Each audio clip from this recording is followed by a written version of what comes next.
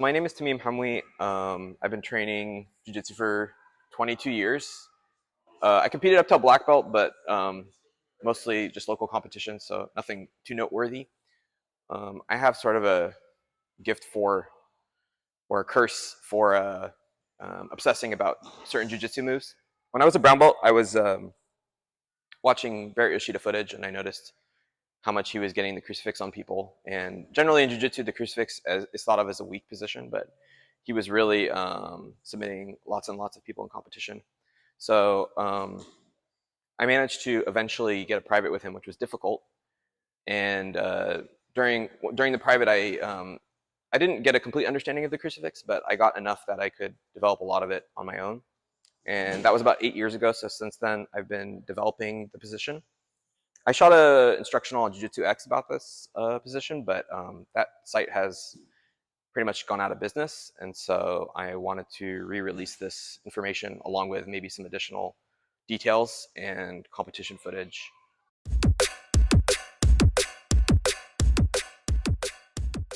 So I wanted to talk about some, like, why would you go for the crucifix? What are some pros and cons compared to traditional back control? Because everybody's pretty good at just doing traditional back control. So what is the incentive for adding an additional back control type position to your game? So for example, if I'm on Benny's back here, imagine Benny is like 500 pounds, right? And I took a 500-pound man's back and he's laying on top of me here. I'm gonna get crushed here. And he might be bridging on top of me. It's hard to breathe. It's hard to move. Versus if I was doing a crucifix type position, he's not really able to put much weight on top of me here, and I still have good back control. So this position is great when you're the smaller jiu-jitsu player and the person you're competing against is much larger. Another really good reason to do a crucifix over back control is if he's turtled, I can't really go to his back without circling to the side. So if I'm here, I have to try to beat his arms. Maybe I circle to the side, he catches my leg, right? And I get stuck on his arm here. And I can't get to his back. So I have to do a two-step process where I beat his arm, and then I have to start inserting hooks. Versus crucifix entries, you can get to the back from like a front headlock or chest wrap type position, right? So I might be here, have a front headlock, or have a chest wrap, and I can start inserting my legs. And now, when I get to the crucifix, I have back control position, but I entered from from the front versus having to circle behind my opponent. So those are all really good reasons to do it. The crucifix excels when you're shorter than your opponent typically, because my legs fit into much tighter spaces and his arms are longer to work with. If you're very tall and the person you're going against is short, then it's probably better to do traditional back control.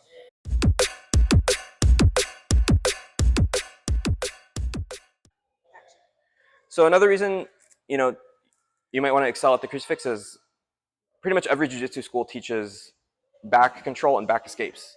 But maybe they spend like one class teaching a crucifix in 5 years. So if you excel at that position, you're going to be dealing with less intelligent defense. And also, even myself, as somebody who's been doing the crucifix for like 8 years, I have trouble escaping. Like if somebody has if he does a crucifix on me, I have a lot of difficulty getting out. So it's actually a very strong position.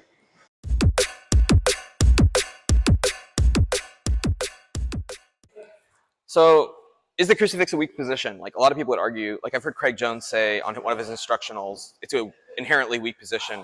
Maybe he said only like 1 or 2 people in the world can do it effectively. So I'd like to just sort of do a thought experiment here. Imagine your jiu-jitsu instructor never taught you about back control, maybe just one time. And Benny's inside control, and he turns away from me and turtles. And now I've never done back control in my life. Maybe one time, maybe I've practiced it in one class, and then I jump on him like this. I don't have any idea how to put hooks in. He bucks me forward. I fall down, right? That's essentially how people like learn the crucifix. They're like, it sucks because they do it one time in their life. It comes up, and then they just say, oh, the position sucks. It's not easy to hold. And there's many times where the crucifix just comes up without you even attempting to do it. So for example, he shoots a head outside single, right? He pulls me to my hip. So I've seen many people in fights get in this position. They're kind of like trying to defend the takedown, get up, and then he collects my other leg here, right? He collects this leg, and then he finishes and I end up on the bottom, right? So if I knew what I was doing, right, then I would say, oh man, I ended up in a crucifix here. And I could start building to my knees, escape my knee, and I end up in a good position. So essentially, like, people will do it for you a lot of the time without even you thinking about it. I see people, especially like wrestling, MMA, even some jiu-jitsu tournaments, they get the position and then they just have no idea what to do with it. They let it go. And it's like, even if you don't want to develop all the very complex entries, you should at least know the principles of control, because you're just going to end up there by accident without even thinking about it. You'll just be there. It's going to happen to you. And I always watch people just fall over, lose the position, and it just seems like a really big waste. It seems like it's worth investing some time to develop confidence in that position, since you'll end up there without even trying.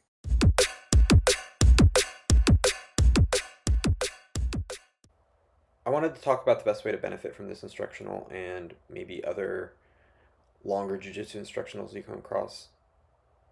I don't think it's a good idea to watch the whole thing from beginning to end and just be overloaded with information. Probably a better thing to do is skim points of interest and watch a couple of those moves, drill them until you feel comfortable, and then as early as possible do some specific training. I ended up becoming pretty good at the crucifix because I was grabbing my friend and we were doing chest wrap crucifix entries over and over, back and forth in my garage for hours. If I hadn't done that and I just attempted it once or twice, I might not have got anywhere with the move. I might have just decided it's too hard and given up.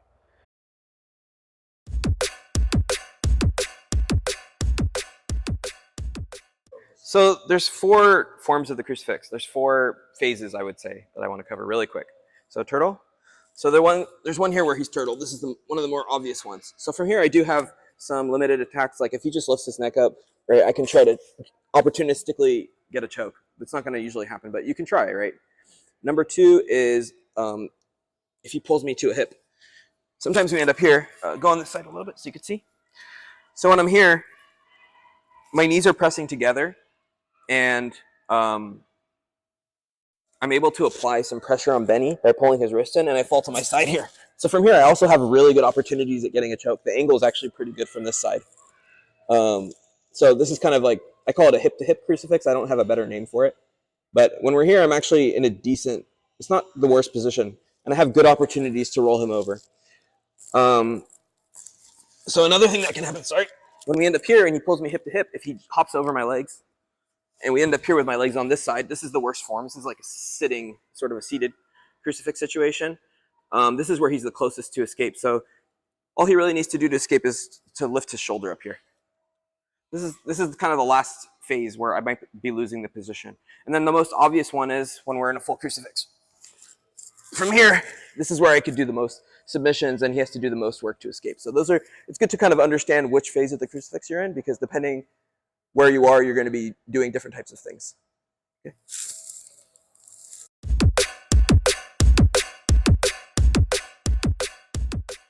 Okay, so a few other details about advantages and disadvantages compared to back control. If I'm on Benny's back, the disadvantage here is that I have no arms trapped, so I have to deal with a lot more hand fighting, right? He's going to be holding my arms. I have to do this. I have to maybe work on trapping an arm or something like that. And you see a lot of people doing that. The advantage is that my arms are in good alignment with his neck, and so if I do punch a choke, my arm goes very far, and the angle's perfect, right? I can get the choke right away. If Benny just lifted up his neck here, I could just do the choke in a split second. I don't have to, adjust my body or make any micro adjustments to make it work. Compare that to the crucifix. I have kind of a different problem. In this position, he has no defensive arms. He has nothing. But even if he lifted up his neck for me, and I get my arm here, the angle's pretty awkward here. So I have to make more micro adjustments in order to finish. The submissions are less straightforward to finish, but I don't have to do quite as much hand fighting because the nature of the position is both his arms are trapped, and I have a free arm to choke with. Unfortunately, his neck is not in the best angle to attack, and so I have to make adjustments later to make that work.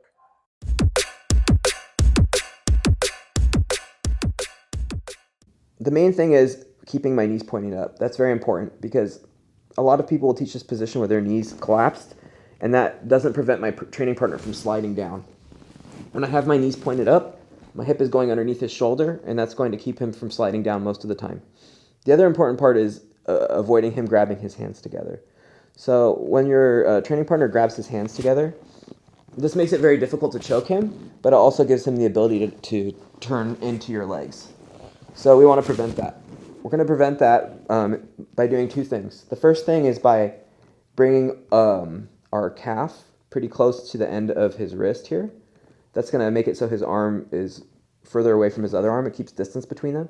And the second thing is that while doing a seatbelt grip is acceptable here, it's better to do like a figure 4 grip or even a double wrist grip and pin his hand to his chest. And now for him to escape, really the only thing he can do is maybe a tricep extension, but it's difficult because he's doing a tricep extension against both of my arms. So this is how we hold the position, and you should be able to hold this position for a long time, similar to the way you would hold the side control or mount or any other position. You should be able to keep the person here and maintain this.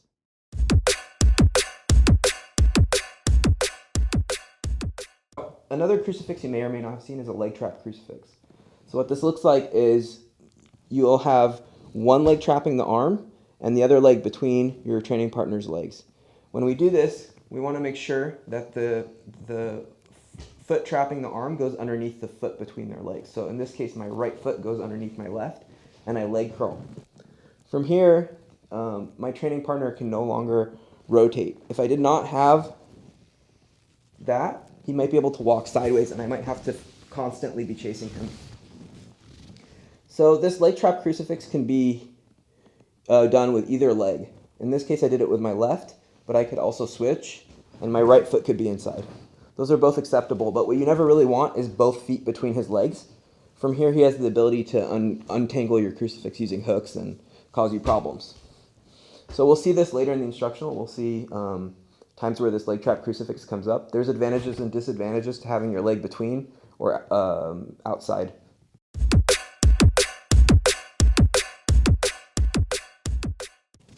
So another thing I want to talk about is keeping your feet on the ground while you're doing the position. It's actually extremely important. You notice that I'm using the ground here to create a closed loop around his arm. The moment my foot comes up, there's no longer a closed loop around his arm, so he can technically rotate his arm out. When I'm doing any kind of movement with my legs, I want to make sure there's always one foot on the ground. I don't want to ever have both legs up. Especially when even if I'm here, I technically do have a closed loop around his arm, but he can bring his knees under both my feet, and he can start untangling the crucifix using hooks and other things like that. He can cause me problems. So I want to have heavy feet on the ground, similar to the way you would do an arm bar, and again, having my knees pointing up. That's another important detail on maintaining the position.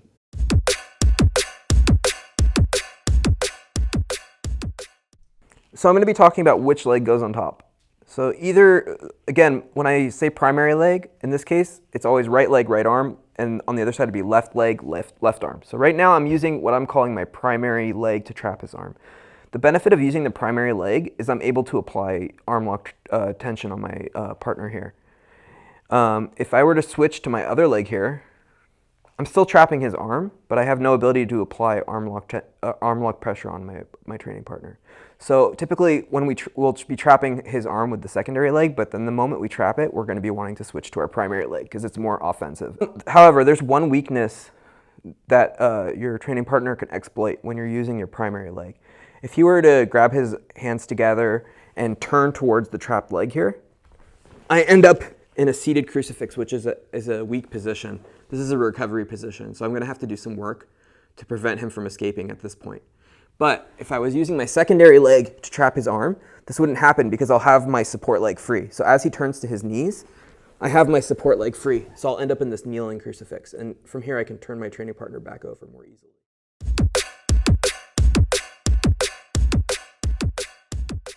So now we're going to be talking about how to switch between primary and secondary leg. If I'm trapping his arm with my primary leg, it's usually pretty easy to switch to my secondary leg if I need to. I just connect my foot to my thigh or on top of my thigh and I stretch. And that'll usually be good enough to switch back and forth between legs here, right? I can just switch one leg over the other. That's good enough. But once in a while, when I'm trying to switch from secondary to primary, so from left to right in this case, my training partner will tuck his arm in or make it difficult, and sometimes I have a hard time just stretching his arm out. Or maybe I feel like if I do it, it gets too loose, his arm pops out, right? So something I like to do is I'll do this a similar thing. I'll connect my heel to my thigh, but then I'll start digging my heel. I'll place it right on his forearm, and I'll take time and I'll wiggle it back and forth until it causes some pain, and then I'll dig my heel in. Sometimes it's even tighter, and he's really grabbing even his hands together. He's making it as difficult as possible for me. I can't fit my heel in here. You'll notice there's no space between my thigh and the bend of his elbow. And so to make a little space, I'll switch to a leg trap crucifix. I'll put my foot in the middle, and that opened up a little space. Okay, so I'll be here. I'll put my foot in the middle. Let's do that one more time. I'll be here. I'll put my foot in the middle, and now there's a little space in here, and then I'll go back to digging my heel step by step. We'll end up in that leg trap crucifix at the end of this. Okay.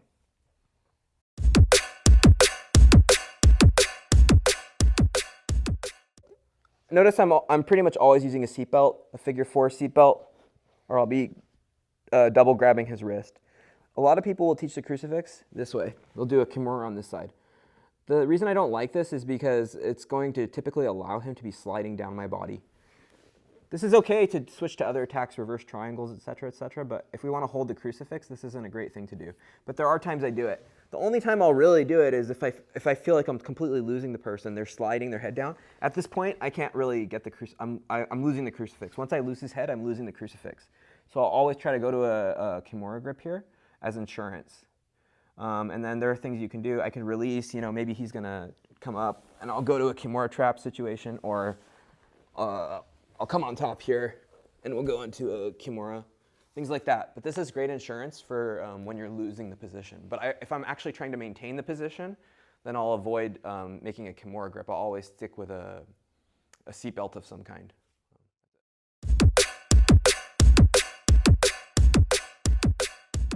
So I'm going to talk about creating tension on the arm and finishing. So when I'm trying to finish the arm lock, what I want to not do, what I want to avoid doing, is just dropping my my ankle into his wrist and opening my knee and his hand comes out. Before I try to apply any pressure, I want to create tension on the arm. So the best way to do that is to find the point of his wrist by walking heel toe with my foot until I feel some tension on his arm. He's already kind of feeling it here. So now all I really need to do is open my right knee here and push my hips forward slightly. So that takes care of that. But there's one issue with this. The issue is when I'm applying this tension here, when I'm applying this pressure, he always has the ability to bridge towards his right. And that'll remove the arm lock pressure. So to fix that problem, what we're going to do is apply a butterfly grip crossface. So when I walk my feet here, I'm going to bring my right arm across his cheek. I'm going to grab my left forearm, and my left hand grabs my right forearm. So I'm turning him this direction.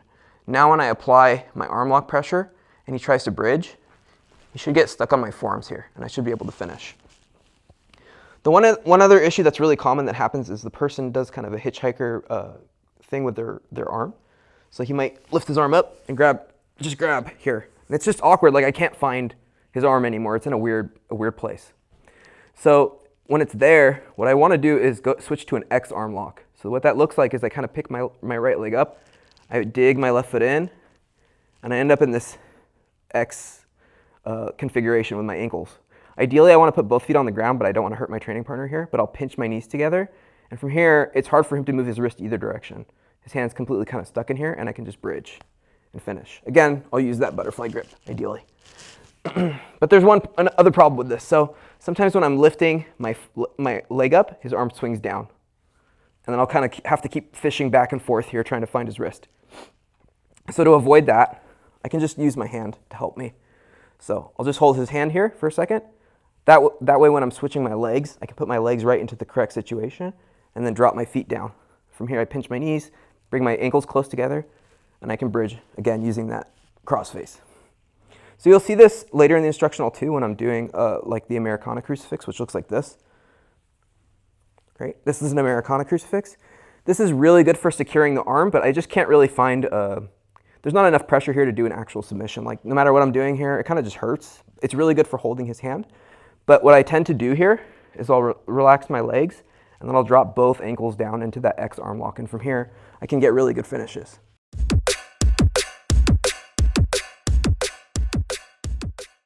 When I'm in my leg trap crucifix, remember my my leg trapping the arm goes underneath the leg between his legs. I want to also put the whole time I'm here, I want to emphasize putting arm lock pressure. My leg will always pretty much be in the right spot at this point. What I'm going to do is crawl my feet in as deep as they go and just start opening my knee. Sometimes you can finish the guy here with a heavy crossface, but what actually usually happens is the person gives you a really nice bridge. So as I'm doing this, maybe not that much, but you're gonna just flare your shoulder out a little bit. And this makes it easier to get the choke. Tuck your chin. Here, no matter how much he's really tucking, his chin is kind of coming up a little bit more here because I'm flaring my knee. What I'm trying to express here is you don't have to have both legs out to create an arm lock. You can have one leg inside the crucifix here, and you can be flaring your knee out and controlling the position really well.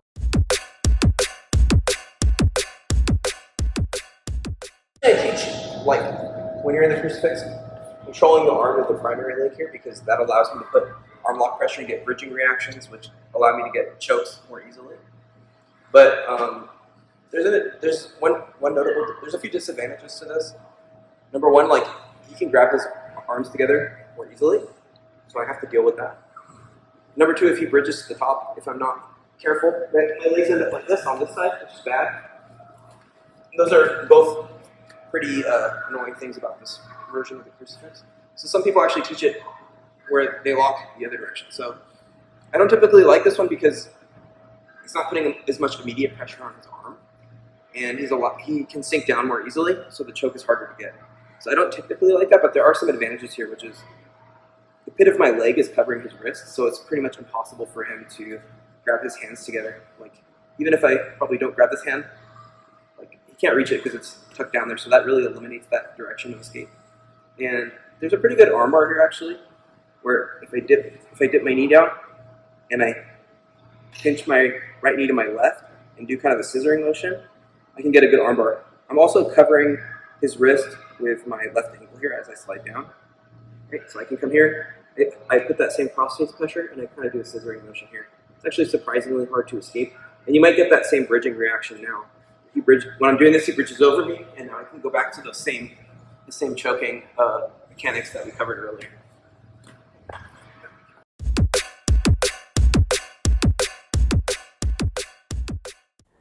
So in order to go for a rear naked choke, there's a few components here. The first component is getting my hand under his chin, my forearm under his chin, and the second component is to control his secondary hand here, this one. So I can get under his chin in a couple different ways. The nice way is just to push my thumb and kind of cut across his chin, like a knife style, and get my arm deeper and deeper. The meaner way, which you might have to do in a tournament or something like that, is to go under the chin, lift, and hold for a few moments. And then when you feel like he's not going to be able to predict your hand coming down, you just drop it down quickly and go under the chin. And that can take a couple times. You can be raking the nose. Maybe not something you want to do in training, but definitely in a tournament it works. So after I get my arm under his neck, I need to make sure to control the secondary hand. So the best way to do that is by holding the knuckle line and pinning it to his pocket or his hip. If I hold his wrist, it's okay, but it's not as good because he can stretch his arm away. When I hold his knuckle line, there's kind of a pseudo wrist lock thing happening when he stretches. He has to fight against his own wrist bone. So if I do manage to lose his hand here, what I want to make sure is not to reach for it again. Because sometimes when you keep reaching for it, he's going to go over the top of your arm and grab my thumb and pull my hand off. So actually, there's going to be times where you do lose your training partner's hand. But what you want to do is make a catcher's mitt here. Now when he comes back, he can't find your hand. Your own hand is blocking the choking hand. Your left hand is blocking the choking hand, and you can grab and push it back down. So it might look something like this. So he stretches, I'm here, he goes, and I keep swatting him back down, right? We can keep doing that, and I can do that while I'm applying the choke. Now, to actually apply the choke, when I have my knees pointing up, this is about as far as my arm can go. I'm going to break the rule from earlier about keeping your knees pointing up. I'm going to have to drop my knees to the side here, but it's okay because I have my arm under his chin, which is going to prevent him from sliding down. So it's accomplishing the same thing that my knees pointing up was accomplishing. Now I'm able to bring my arm as deep as it can go. I make a fist and flex my bicep. And from here, I cover my fist with my own chin. And to finish the choke, I want to rotate. I want to make sure when I rotate, I'm not sliding my hand off. I want to keep everything in the same position. I just want to hug everything and rotate everything to the right, and that should finish the choke. So sometimes here, that's not enough in order to finish your training partner. You're not getting enough pressure for some reason, and you want to take your second hand out. It's tempting to just take your second hand out and go for a rear naked choke here, but it's very slow to do that. As you notice, like while I'm taking my arm, he can just grab my hand and break it off, or he can just turn explosively to the right. I lose the whole thing. So if I want to go for a full rear naked choke, the only way to really do that is to start applying arm lock pressure again. So I might be choking and tuck your chin, make it difficult, it's not working, I'm getting tired. I might start putting arm lock pressure from before. Once I feel his shoulder come off the ground, now I can quickly go wrist to wrist and go for a full rear naked choke here. Now, at this stage, the crucifix he might be pulling my legs or doing, pulling my legs apart or doing things to mess up my crucifix, but that's okay. I could completely lose the position and finish him here. Ideally, I keep his arm, but if I don't keep his arm, it's not that important. It's more important that I keep this full rear naked choke because I'm probably going to finish as long as I'm squeezing at this stage.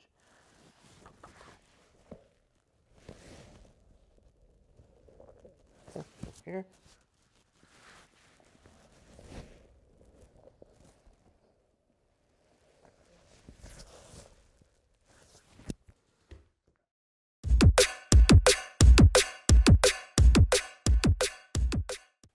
So there are times when you're trying to attack the choke, but your partner is already sink down very, very low, and just digging your knuckle under their chin or lifting their nose is not going to be adequate, or you're going to have to apply too much effort in order to do it. So what I want to do is create a situation where I'm predicting a bridge. So to do that, we can use the arm lock from before. I can start creating tension and applying arm pressure. Now I know he's going to bridge. As he bridges, I catch the knuckle line and I start digging. Once I feel that I'm under his chin, I abandon the arm lock and I drop my knees to the side. From here, I can do what we did before. I sink my arm as deep as it goes, start flexing my bicep, I cover my knuckles with my chin, and I rotate everything to the right. If I need to, I apply a second arm lock to get another bridge, and apply a full rear naked choke.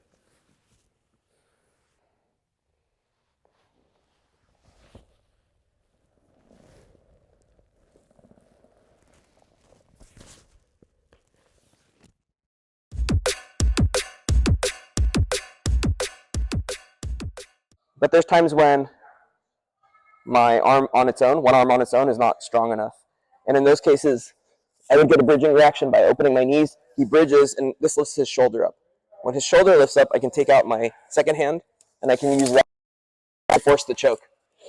So that's ideal, but there's times when that might be difficult. So, for example, maybe I have my leg switched the other direction, and Benny's gripping inside his thigh. It's difficult to break the grip. But I still have my arm under his neck. I can't just take my hand out, because if I take my hand out, he also grabs my hand here, right? So I can't just remove my hand, but there's an alternative, right? So my alternative here is the shield choke. So if I'm having trouble finishing with one arm, I can take this hand out. When he comes to grab my hand, I can push his wrist down, and now my right hand is going to go. So my right hand is going to go under my left without gripping anything, and my left arm is going to grab my right tricep and pull the arm deeper. Notice my right hand is not grabbing his shoulder. Right, so I try to get close, I get under his neck. So I'm under his neck here. I can't get a bridging reaction. I take my hand out and he pulls my choking arm down. He attempts to pull it down. I push his wrist off and I get a hold of my tricep. From here, I just hug him tight and create the choke. When I'm doing this, he could also bridge towards his right, and I can still apply the same pressure. So it's a good alternative. So let me show the shield choke without his body on top. So if I'm here on his back, let me get on your neck. So I'm here under his back, right? Maybe I don't have enough space to go behind his head. There's times when I just don't have enough space to get this arm and push behind his head. So what I can do here is I make like a knife hand under my armpit. I make sure not to grab his shoulder. That's going to stop my choke. I just have this one floating in the air, and I grab my tricep or my elbow. And then I still have good head position, but I pull everything in. And that'll create a tight choke. Right. So there's three typical ways people will move to escape the crucifix. The first way is just sinking low. This is the most annoying because this is also defending against the choke. The second way is bridging over you. This is less annoying, but can cause you problems. The third way is turning towards the trapped arm. So you're turning explosively this way, and I start losing the position. So in order to prevent sinking down, the most important part, again, is just keeping your knees up and keeping good pressure onto the arm. Sometimes you mess up, and this isn't enough. When he starts sinking down, what I'm going to do here is I'm going to lock his armpit. By bringing my left arm as deep as it can, I make a gable grip, and I'm going to go for something that looks like an arm triangle. So I'll be here, I bring this as deep as it goes, and I'm going for something that it's resembling an arm triangle. The idea here is I'm locking his armpit. So he tries to sink, he's getting stuck on his own armpit. Now I'm gonna bring everything to the right, I'm gonna rock him up on top of me, and I'm gonna re-grip and come back down.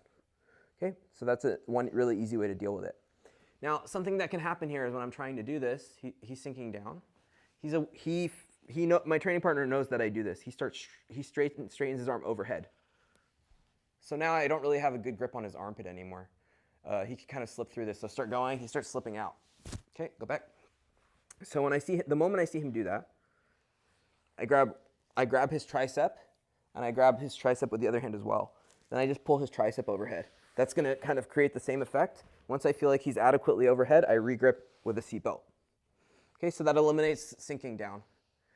Now bridging, if I catch him early bridging, what I'm going to do is I'm going to make a thumb post on this shoulder, and I'm going to cup this shoulder. So can you see both sides? Yeah. So I have shoulder grips on both sides. As he's starting to bridge, I walk my knees away, and I'm pushing him back down. So I'm pushing him off of me. So if I sense he's getting too far, I'm sitting him back down with my shoulder grips. Occasionally, he gets really way too far. If he gets very aggressively far, I can always dip my other leg under his body, and I can take the back with the arm trapped. Okay? So this is really bad for him if he does that.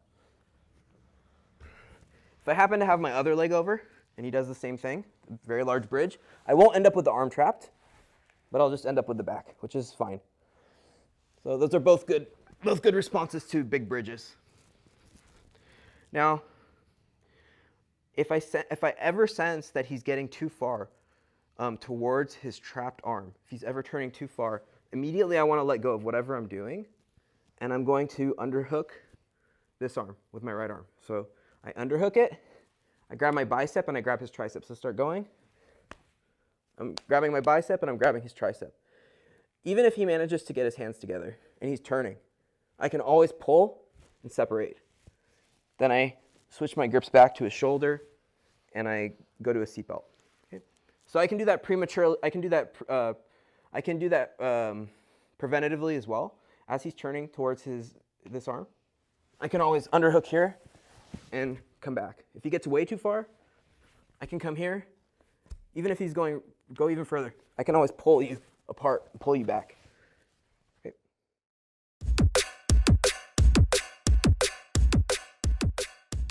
So if you hitchhike your arm here, yeah, and you start walking parallel to me, see, and then start sliding down. You feel that? Mm-hmm. Here, let me do it to you. You did that to me naturally. That's actually like a really good escape. More advanced people will do that. Look. Yeah. You feel that? Yeah. So that's what you were doing. And Benny used to do that to me too. Like you can just spin out of it. So actually the answer to that is pretty simple. So when you start hitchhikering, if I go, I just point my knees really far. This thing is the biggest takeaway for me. Is feet on the mat, knees pointed up. Yeah, but up is not enough here. The more you turn away, the more you need to turn my knees the opposite direction. So you get stuck. Yeah. Fuck. But if I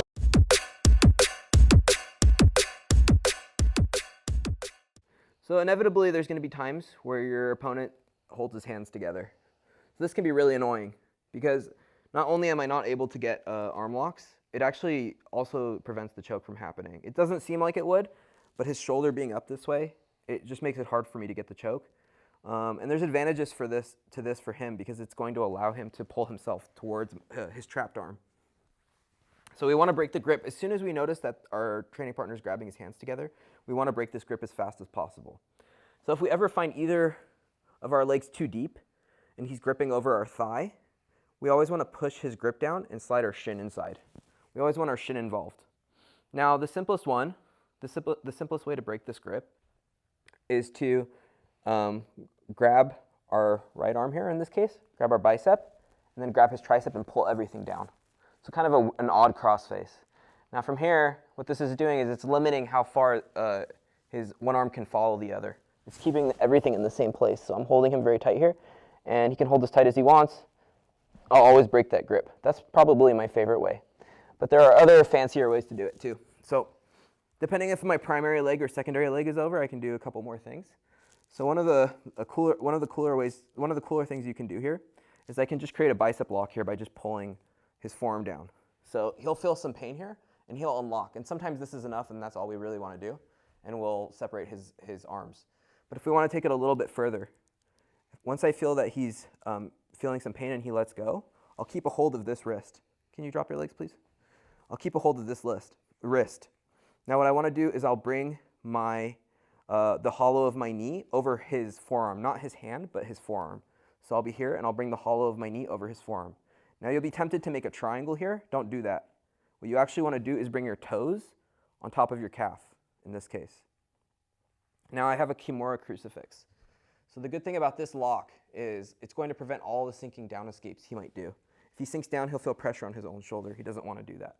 So I can actually finish right here by scooping and walking my knees away. Okay, so that's one thing I can do. So once again, if I have my primary leg, my right leg in this case, over, trapping his arm, I can create pressure. He'll unlock. I bring the hollow of my knee over. I connect toes to calf, and I have a Kimura crucifix. If I have my secondary leg over, so the opposite, in this case, remember I always want to bring my shin, keep your grip together. In this case, I always want to bring my shin in. So I'll always, if he's hooking this way, I always want to drop my knee inside. I can do a similar thing, but in this case, I don't even need to unlock his arms. If I have the leg dexterity, I can bring my right foot in and do a leg curl. Remember, I'm not making a triangle. I'm connecting my toes to my calf here. My toes are holding my calf. And here I have an Americana crucifix. So it's an Americana crucifix. This one is a little harder to finish as an Americana, but it's good for separating his arms and it creates a lot of pressure on him. I can get good bridging reactions, or I'm able to, I can get good bridging reactions, or if I drop both feet down, I can end up with arm lock pressure. So those are the best ways to unlock. There's maybe, yep, that's good, yeah.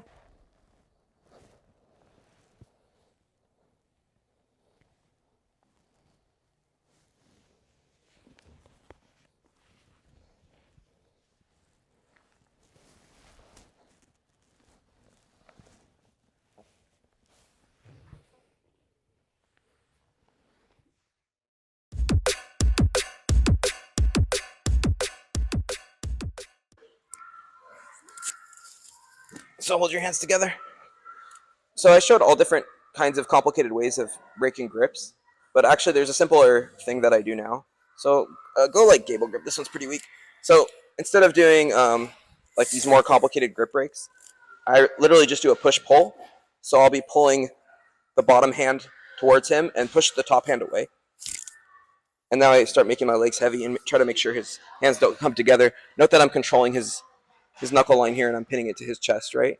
So it's hard for him to reach his hands. I don't want him to reach his hands together. So even if he maybe grabs elbows, does these really annoying things, right? I'll be working on fingers here and I'll be trying to get, hold tighter.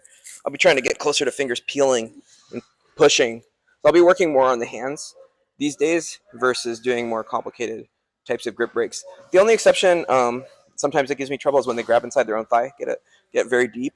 So here, if I just push with my leg sometimes, like I'll waste a lot of energy just pushing my shin across. Stronger people, like, I can't do it. So what I'll do here is I'll get my calf behind his, I'll get my calf kind of pretty deep here, and then I'll start doing a leg curl So I'll do a leg curl with my right leg to take his arm off. So I don't want to be just I don't want to be just like forcing my leg in here against his arm. I'll put my leg in a little bit, and then I'll start dipping my knee and doing a leg curl to peel his arm off, and then I'll keep keep his other hand away.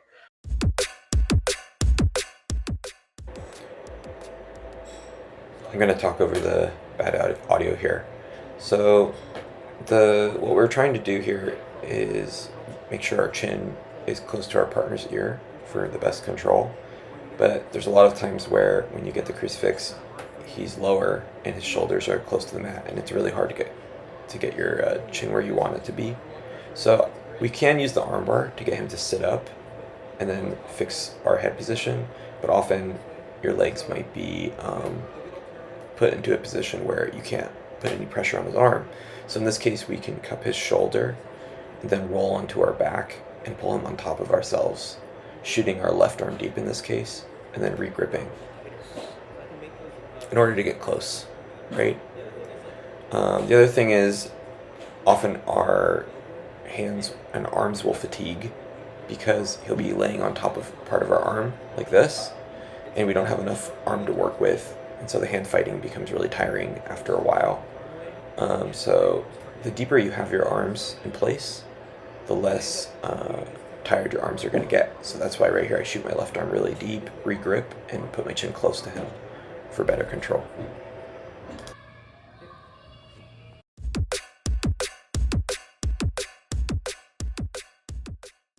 I'm going to dub over the bad audio here. So I'm going to talk about when I can't stop my opponent from turning to his knees, how I want to end up. So there's times where he's going to end up turning to his knees by grabbing his arms together. What I don't want to end up is with my legs on the same side like this, where I'm seated. This is the hardest recovery position. So what I'm going to do this time is when he bridges up, I'm going to try to tuck my legs underneath him so I end up hip to hip. Because actually here I can put some meaningful pressure on his arm and even potentially get finishes or roll him over.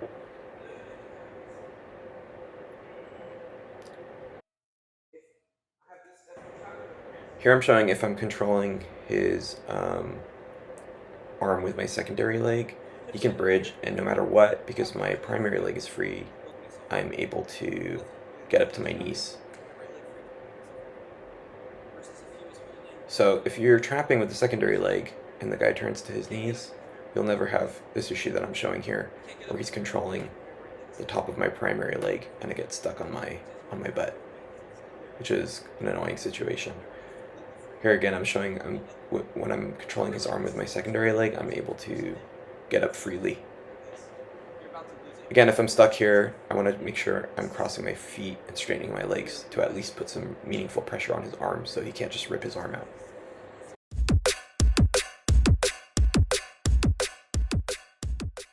So I'm going to talk about how to control the crucifix on my partner's turtle. So it's a little different than controlling the back. If I were to control the back with a hook in here, I'd want to control with the seatbelt, and I'd be fine here. If he were to buck me forward, I'm attached to his body and we're moving together. But when you control the crucifix, I'm really high up, and so if he were to buck me forward, I'm going to fall off. The seatbelt isn't good here. So actually what I want to be doing is controlling using a wrist ride. So what that means is I'm going to grab his knuckle line and pass it to my other hand and be pulling this in. Now I can be looking for chokes if his chin happens to come up. It's fine, I'll always go for a choke if I can get it. But if I feel like I'm losing my balance and he's bucking me forward at any time, I can post my hand. So this is going to work really well when you're dealing with large opponents. You really always want to have this hand ready to go. So we can be moving in a circle. And I'm always able to post this hand. He can be bucking me forward, launching me, always ready, and I can be going back to turnovers, etc. Another aspect of this that people seem to have a misunderstanding about is feeling like they want to launch themselves forward and like roll the guy over. So something like this, boom, roll over, right? But the problem is when I do that, my legs tend to become very loose and his arm might slip out. So the only time I'm really gonna roll over is if he's doing it. Like if he's really carrying me, I'll go with him. But other than that, I'm just going to be controlling him, and usually most of my turnovers are going to come this direction. They're going to come backwards. Another aspect that people don't often talk about is the idea of a support leg and a trapping leg. The trapping leg can be either leg. So let's rotate this way. I can be trapping his arm with my primary leg, which is my right leg in this case, or I could be trapping his arm with my secondary leg, which is my left leg in this case. But my support leg, which is the leg that's keeping me in this kneeling position, is always my primary leg, which is my right leg. So this is the leg that's actually keeping me upright. So you'll notice here, no matter how hard my training partner tries to knock me down, I always have my support leg free. If I were to be trapping his arm with my support leg, I end up falling on my hip. So this is one form of a crucifix. We call it a hip crucifix, where I'm sitting on one butt cheek and I'm on my hip. And then what can happen here is when he jumps over to the side, I end up in this like seated situation. Rotate. I'll call this a seated crucifix. And this is the worst form of a crucifix, where his shoulder's almost rising and popping out here. So this is kind of a recovery position. And this is going to happen from time to time. And later on in the instructional, I'm going to talk about how to deal with both the hip crucifix situation and the seated crucifix. But ideally, the safest position is when we're kneeling here. This is when we're not going to end up on the bottom of side control. We're probably not going to lose his arm.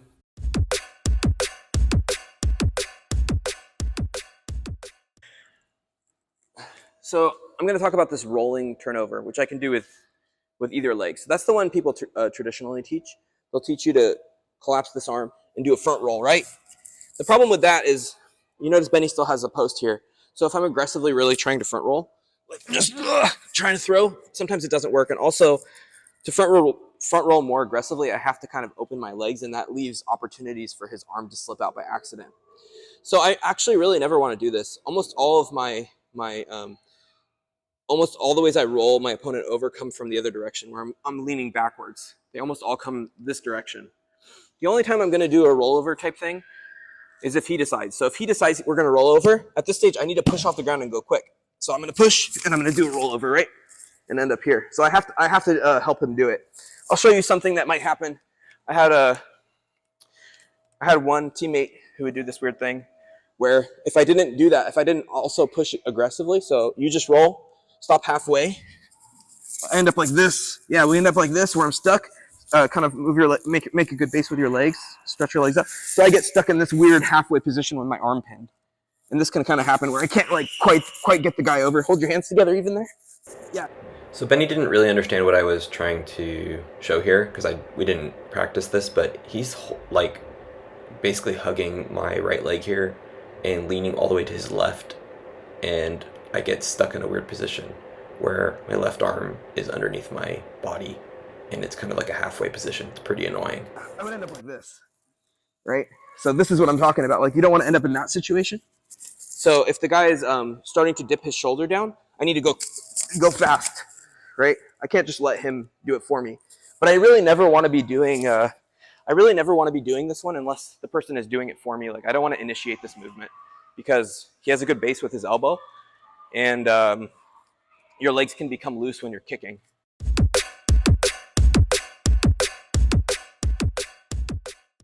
So this turnover I can do using either leg trapping his arm. It doesn't matter.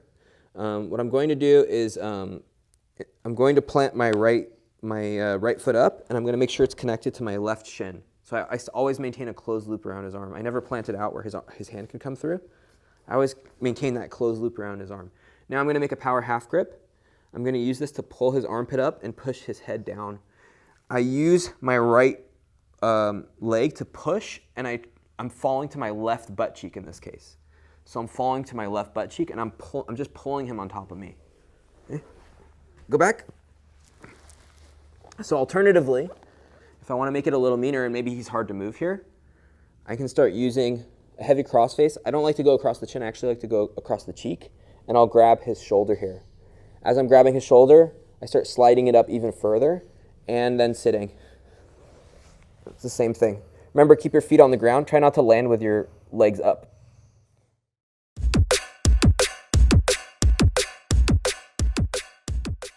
Yeah. I said the roll. Shut up. Okay. So if I want to roll Benny over his head, I can do it while trapping with either leg. So if I'm trapping with my primary leg, my right leg here, I'm going to focus on dipping my shoulder onto the top of his head and just rolling him over by pressuring the top of his head down with his shoulder and try to compress him here. And then at the same time, I roll over my back. Okay, go back. I can, so I can also do this while taking his back. I do the same compression, but this time I open my left knee and try to catch him. I have to make sure to really crunch his head in here for it to work. So I'll come here, I try to crunch his head and I open his knee. And I'll start sliding him down here. So I get the back with his arm trapped.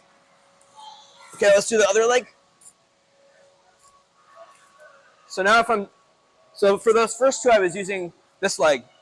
Now when I switch to this leg, this has an advantage, rotate this way, because I can do kind of a Kimura on his arm. So as I roll here, don't roll. I stop, I scissor my legs, and I can use this to kind of Kimura him and force him to roll. He's very strong and he's heavy. He doesn't want to roll. I can hear and I can use this Kimura to force him to roll. By bringing my right knee forward and I leg curl his wrist. So my legs are going in opposite directions here. Now this is usually enough to force a roll. Once we land, I'm trapping his arm with my secondary leg, which I usually don't want. I usually want my primary leg over, so I'll just throw I'll connect my right foot to my right knee, and stretch, and capture his arm with my primary leg.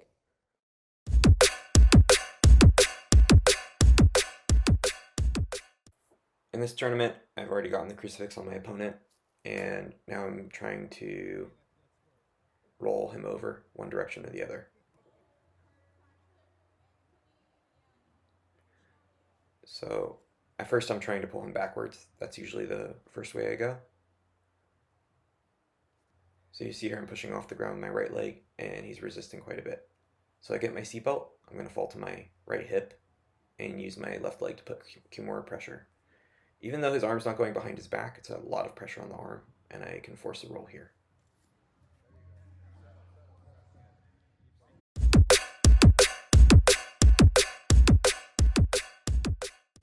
So sometimes when I capture the arm here, my training partner will start posturing up and carrying me over the top of him. And from here, if I don't do anything, when I feel like I'm losing my balance, sometimes he can just lift me over the top, which sucks. So what I want to do to prevent that, turn this way actually. What I want to do to prevent that is the moment I feel that I'm coming off of the ground, I want to still maintain a heel to knee connection, but I want to start hopping on this foot backwards. So I want to start bringing my weight behind him because he has no post behind his back here. So as he's lifting me up, I'll be hopping. I'm still connecting my legs. I'm not making an open space between my legs, but I'll make a seatbelt here, start posturing, and I'll keep hopping back until we land together.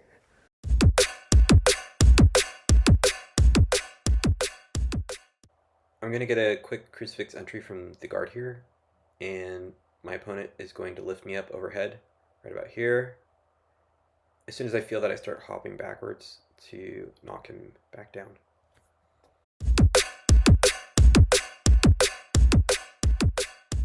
So occasionally you'll catch the person in kind of a wrestling situation. Maybe you shot a takedown or something, and they have their hands on the ground here, right? So I might take the chance and hook his arm. But we may end up back on the ground on his knees, or he may just continue standing. If he continues standing, once I feel like I'm coming off the ground, my left foot is going to make a hook, and I'm going to jump my right foot and also make a hook. So start lifting me, so I make a double hook. So from here, he shouldn't feel like he can lift me anymore. Can you lift me up? He should feel stuck. Now, I can try going for the choke directly, or if I start dropping my shoulder and falling, I should do a forward roll and end up in a leg trap crucifix.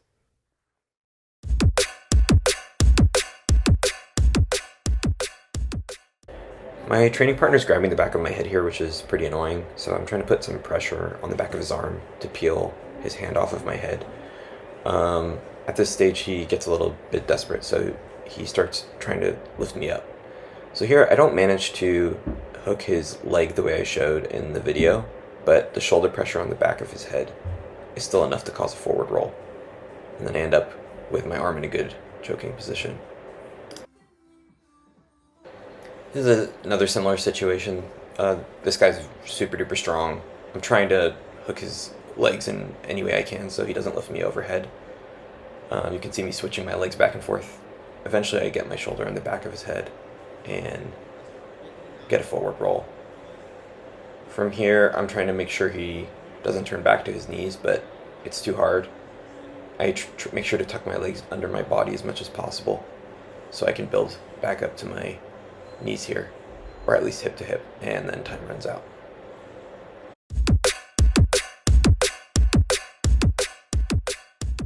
So maybe we're wrestling here. I trap his arm.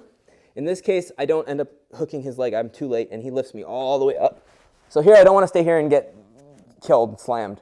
So I have my seatbelt in place. I'm just going to circle my leg, my left leg, and take the back with the arm trapped. Right? And from here, we can start going for rear naked chokes.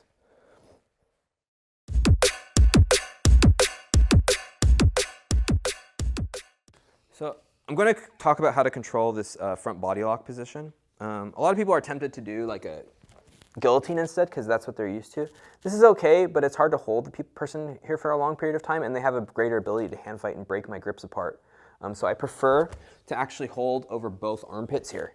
While I'm doing this, I'm making an S grip the whole time. Don't go to gable grip or anything else. Stick with an S grip. Now, there's a few guidelines here for maintaining this position for a long time. The first one is try not to keep your knees, both knees on the ground, very close to him, because that's just going to allow him to double leg you and dump you to the side, right? The second thing is, in order to prevent sit-outs or any of those types of escape, I want to try to keep my body covering his head. So I don't want his head peeking out to one side or the other. If he's starting to circle a little bit, I'll just circle with him and try to keep his head in the center here. The third thing is sometimes people will place both hands on the ground straight, and they'll kind of like cat stretch out of it. So for example, put both your hands and make your arm straight, and it'll kind of slide out. So to prevent that, what I actually do, which is counterintuitive, I'll stretch my arms, I'll stretch my grip, because that makes this circle smaller when I stretch my arms, and then I'll pull him back. So as I feel him doing that, I stretch my arms. This is closing the space around his armpits here. Now he's stretching. I'm just going to pull him back down to the ground. Okay. So sometimes the person will end up sitting out. If you stay where you are when they sit out, your grip's always going to break. They might go to your back. So what we want to do is when they sit out, or if they just tip over, we want to actually follow them. Now when we follow them, they sit out. We want to make sure we pick both of our knees up and put them on the side of his head like pillows. At the same time, on the top side here, my left elbow is going to connect to my knee. I don't have to do that on the bottom, only on the top. The reason for this is, the reason for these type of the knee control that I'm doing here is if I don't have my bottom knee, he can slide off of me this direction. And if I don't have my top knee connecting to my elbow, he can bring his elbow over my body and rotate. So from here, I should feel pretty secure holding the person. If they turn back to their knees, I should be able to continue following them. If they fall to the other side, I should be able to do the same thing. I should be able to do this continually. The only thing I really don't want here is for his body to come on top of my face. Here, this I don't feel good. So if this ever happens, I put my elbows and knees together and I push him back off to the side. And here I'm fine. He can go back to his knees. And I should be able to control this for long periods of time.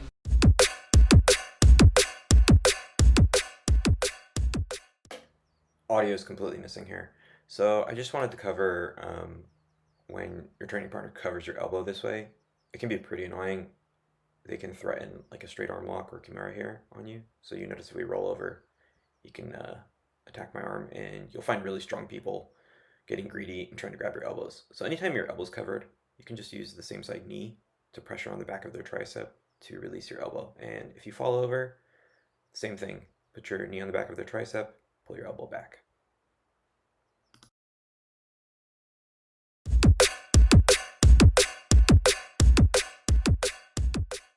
So when I want to enter into the crucifix from this position, there are generally three places my training partner will put his arms. He'll put his arms both posted straight on the mat, so do that. That way, he'll put his elbows down, or he'll cross his arms and put his shoulders down. Those are the 3 places his arms will be. So the first one we're going to cover is when his hands are straight up. So this is typically like, you know, maybe off of a takedown situation or something like that. He'll post his hands for a moment here. Now, the typical way people show this is to simply like loop your entire leg through the arm here and catch the arm. And that can work. But the issue with that is his hand is a lot faster than my leg. So if he sees my leg coming around, all he needs to do is bring his hand to his chest, and I can't do the move anymore. So if he sees my leg coming around, his hand comes in, and I can't do it. It just doesn't work. So what I'm going to do, and I do this for almost all the other moves that I'm going to show, I use one leg to prevent his arm from crossing the center line. So what I'm going to do is I'm going to bring my shin into the bend of his elbow, my right shin. So when I'm here, I step my left foot, I make sure my right knee comes off the ground, and I have to bring my shin right into the bend of his elbow here. Now I can sit. So what this does is this is blocking his arm from crossing the center line. So when he tries to bring it, my knee's in the way. Now I can connect my foot to my other leg. Connect my foot to my other leg. I don't need to make a complete, I don't need to thread my entire leg inside his arm. I just need to make a connection with my legs. Okay, now my left hand comes out. I grab his side here, somewhere on his side, and my right hand posts on the ground. Now I pop up, and the pressure of my heel going into his arm will thread my entire leg through for a crucifix. So I go here, I come up, and my entire leg feeds inside. Okay. Now something that can happen occasionally, when I do this, I plant my foot, I sit. There is a little bit of a blind spot here where his arm can cross all the way and inside. So I'm here, bring your arm inside. Now it's a little tough. Fortunately, that's a far distance for his arm to travel. So when I sense that's happening, I'll put my fist on the ground here. So over here, my fist goes on the ground here, and that's gonna stop his arm from going further. One more time, here, his arms start traveling, my fist goes down. Now I can do the same thing. I bring my foot over, I make a heel to shin connection or a heel to knee connection. I don't have to thread my entire leg through. I effectively have his arm trapped here. Now I can just grab his lat, put my hand on the ground, I get my butt up, and I make a circle. And his arm should be trapped now. Okay.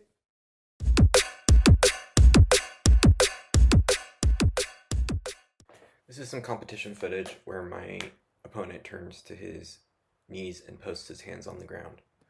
So you see here, his hands are posted on the ground. I make sure that I enter with my shin first and then put my foot second.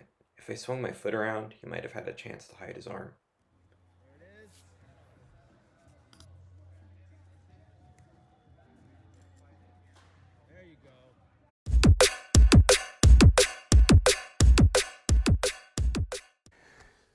So now, with my training partner's elbows down, I'm going to be doing a similar thing. In this case, I'm going to be bringing my shin across his forearm in order to prevent his arm from crossing the center line. Remember, if I just try to hook with my leg, his elbow can always go inward, and I can't find it. So I need to put something in the way so his arm gets stuck. So when I'm making my S grip here, I'll just put my knee across. Okay, open this knee so they can see all of it. If you have reasonable leg dexterity, you don't need to fall to your hip here. You can just connect your foot to your knee. Now, it doesn't look like I have the crucifix, but I do. Once I just make a circle, my leg will go through. As long as I keep my legs connected, I'll end up in the crucifix. I just grab his lat, or I can put both hands on the ground. Either way is fine. I lift my butt off the mat, and I kind of just spin in a circle. My leg comes through. Now, if you have less than if you have less leg dexterity, you might need to sit down like the previous technique. Again, if his arm crosses over the knee, just be ready to block with your fist. But usually the moment you sit, you can just throw your leg over. You can do it all in one step. It's fast enough. I can get up and throw my leg through. Okay.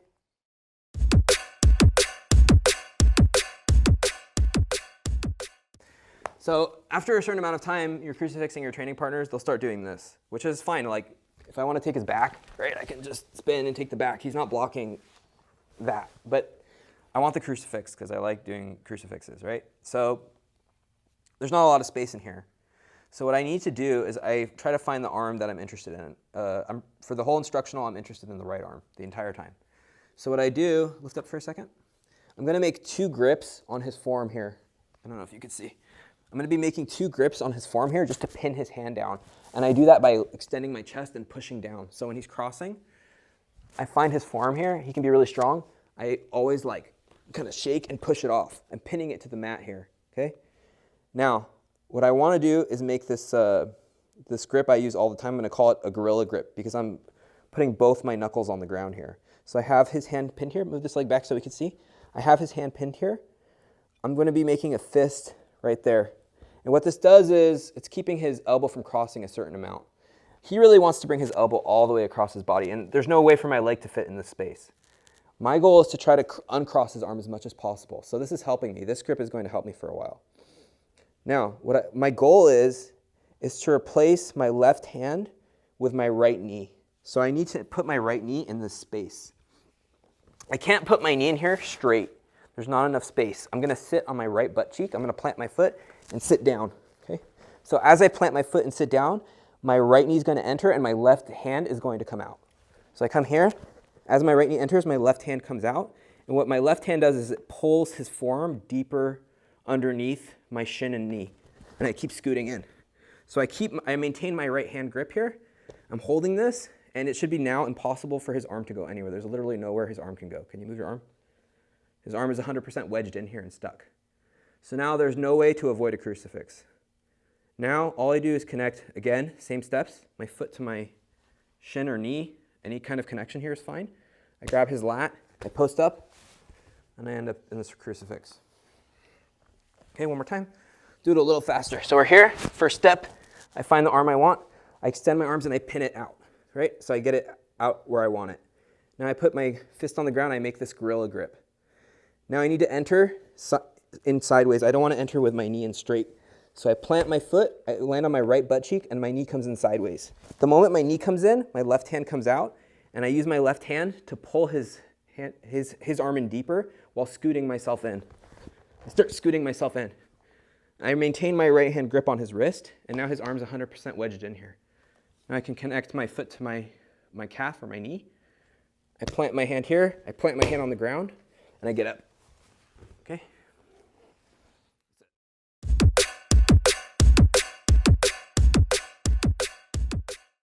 So in this clip, I'm going to capture my training partner's arm when he turns over and brings his shoulders down. So as he turns over here, I spin quickly and slide my right knee into the bend of his arm and throw my left leg over. I do this pretty quick. From here, I turn him over from an inverted chest wrap, which we'll cover later. I'm trying to get my legs in the right position to put pressure on his shoulder to force a roll to the other side. Then I monitor his left arm to prevent him turning into my legs. And after that, I can establish proper crucifix control and start going for the choke.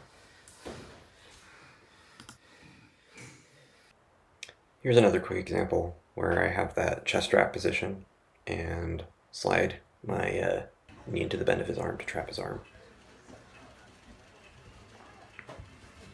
From here I do like a Kimura type roll. I start going for the choke initially, but I end up settling on an arm lock here.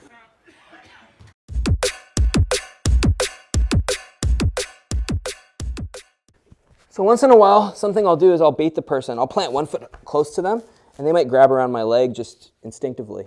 So anytime the person is putting their arm around your shin, you can pretty much enter into a crucifix as long as you have this front body lock position. So what I'm going to do in this case is I'm going to land my right butt cheek on the ground. I bring my knee from this side of his head to the same side as my other leg. So I bring my knees together and I sit down. Now from here, I maintain a pinch. He can hold my leg or anything as long as he wants. What I do is I walk my foot to the side and my knee comes down. So my foot's going out. My foot's going out this way and my knee's going in this way. Opposite directions. Okay, now his arm comes out. My right leg comes out and collects. And now I just pop up to my knees here. Okay. More time. I'm baiting him to grab my shin. My right leg goes from one side of his head to the other. I fall to my hip. Now he can do anything he wants with his arm. I walk my foot out and drop my knee. My right foot comes out to collect, and I can pop up to my knees. Again, I think similar thing applies here. If he starts circling his arm in to his body, my fist comes out, and then I can collect his arm. Right.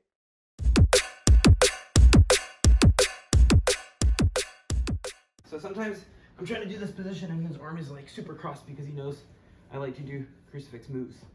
So I have the option of attacking the other arm here since it's available. But potentially I'm only good at doing this move on one side. My other option is to say, forget about the crucifix and just spin to the side because he's really giving me an opportunity to take his back on this side. And then lastly, what I can do is force a roll by putting my shin on the back of his head and driving with my left leg. So coming back this way, so you can see. Oh, so you can try this. Yeah. So I'm gonna put my shin on the back of his head here and kind of squat. I'm gonna drive with my left leg and pull him on top of me this direction. And then my left leg can come through and catch his arm, right? And then we can start going for the crucifix there, right? One more time. Go down. So here, I can just drive through and pull him all the way over. Okay. Cool. Nice. I tried Granbyish rolling. I tried Granbyish rolling. That was pretty good. So my counter to that is putting my shin on the back of your head. So you're Granbyish rolling, right? Like you're lifting your butt up really high. Yeah, like this makes it awkward because your arm's really hidden, right? Mm-hmm. So what I do is I kind of just accept that when I put my shin here. Yeah. I can start trying to. Sorry, I don't want to put too much weight on you. No, you're fine. But this is where we ended up a couple of times. Yeah. Yeah, but you still catch it. Still catch it. So if the guy's lifting his butt up, you just put your shin on the back of his head. Yeah. And then.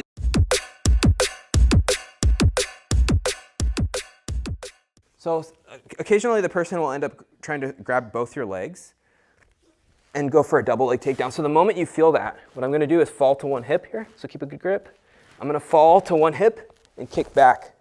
What this did was break the grip on this arm. His arm is extended for a moment, and I'm gonna step back over and capture the arm. This is kind of like a timing-based thing, but it can work. So I just step back over and I capture the arm. We end up in a crucifix. So if I do it a little faster, it looks like this. So he's grabbing, I step out, and I step back over. We end up in a crucifix. Okay.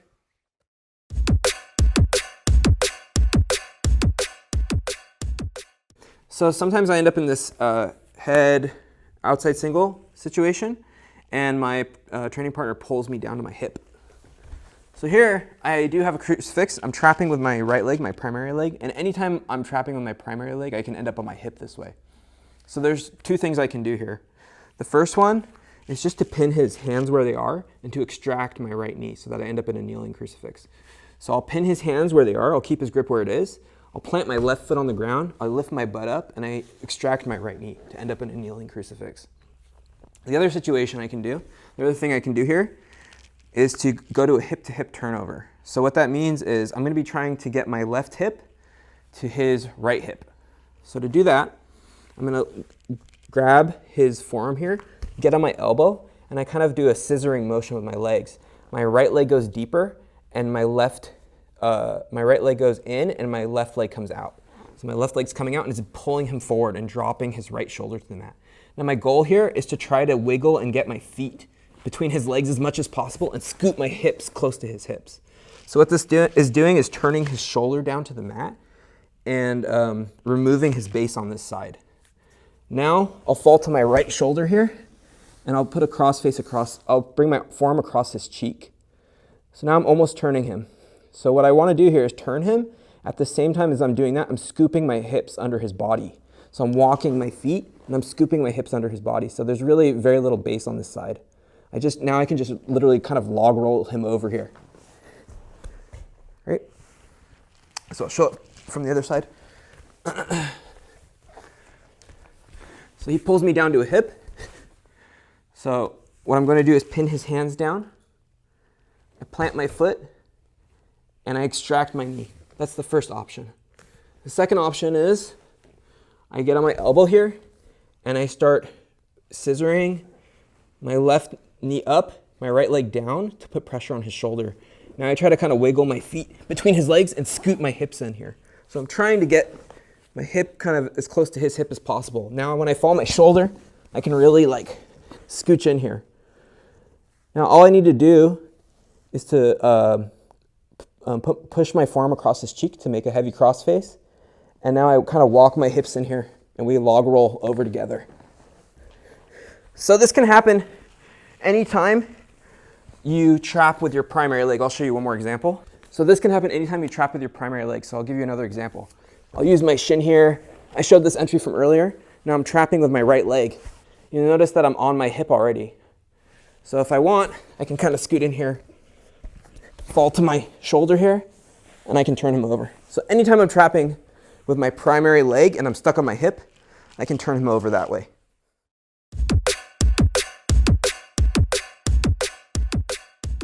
So I'm in a situation where my training partner has a head inside single, and this isn't great for a crucifix. If I want to do the crucifix, I actually want him to have a head outside single. Now he's almost in a crucifix. So in order to create that, in order for that to happen, what I'm going to do here is I'm actually going to do something counterintuitive. I'm going to hold his armpit here, and I'm going to kind of sit out and fall to my hip. Now from here, what I don't want to happen is for his right arm to cover my thigh, and then just to like bulldoze me over, okay? So when I fall to my hip here, I'm gonna connect my elbow to my thigh here, my left elbow to my left thigh. So when he tries to bring his arm over, I'm blocking him. I have a barrier there. Now all I need to do is to post my right hand on the ground and kind of scoot around his head and shuck him to the other side. Okay, so from here, he's holding my primary leg, which is also my support leg. So in order to get up, I'm going to pin his hand to the ground, grab his lat, and open my right knee. And then from here, I can start doing turnovers. Here.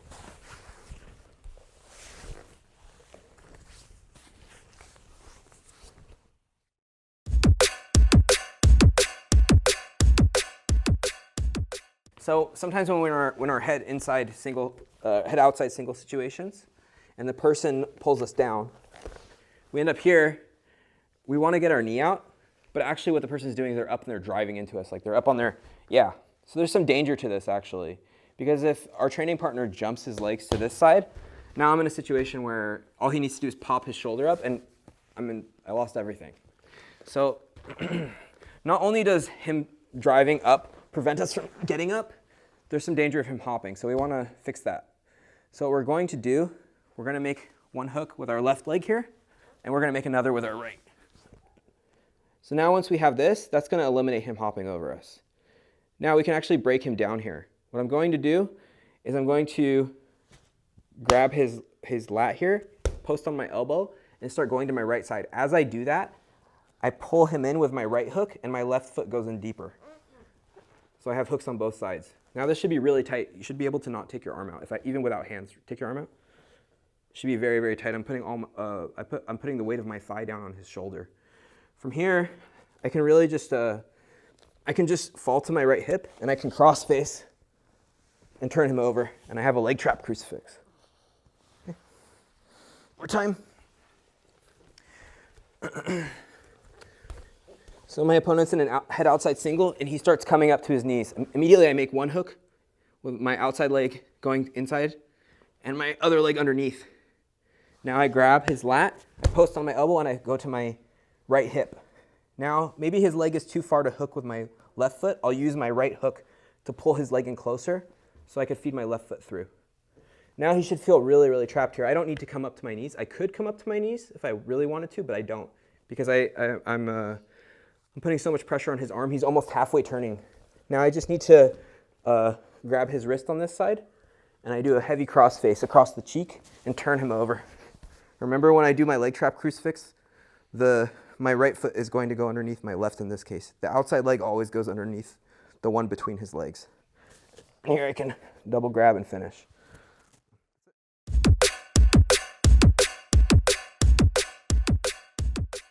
So in this clip, I've already trapped my opponent's arm with my right leg, and he's driving pretty heavily into me.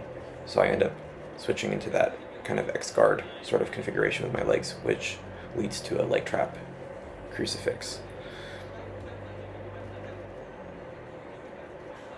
He opens his neck up a little bit too much here, and I could have involved my second hand, but one arm was enough.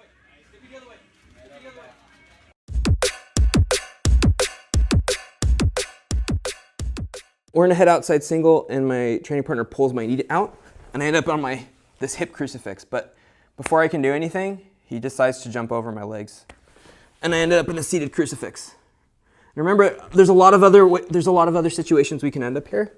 Anytime I'm trapping his arm with my primary leg, and he decides to turn in explosively, I can end up in this situation. This can happen all the time. So we need to be really good at dealing with this. This situation where I'm seated, I'm in a bad position. Both my legs are on the same side. His goal is, well, first of all, I want to try to keep my legs as heavy as possible by stretching my legs and putting weight on his trapped arm. Benny's goal here, he's going to be trying to grab my ankles, and he's going to pick this leg up and pick me up backwards and take his arm out, right? So I really want to prevent him from grabbing my ankles here. So anytime I see him grabbing my ankles, I need to reach, peel his hand by his knuckle line, and control his hand here. Now, I need to free my legs so I can get up back to my knees. I'm going to withdraw my right leg, put my left leg over, and then I'm going to take my right leg out to get up. Okay? Sometimes that's hard because as I do this, my right leg gets stuck. So an alternative is to drag my right heel back, swing my left leg over, and force my way up back to my knees. Okay.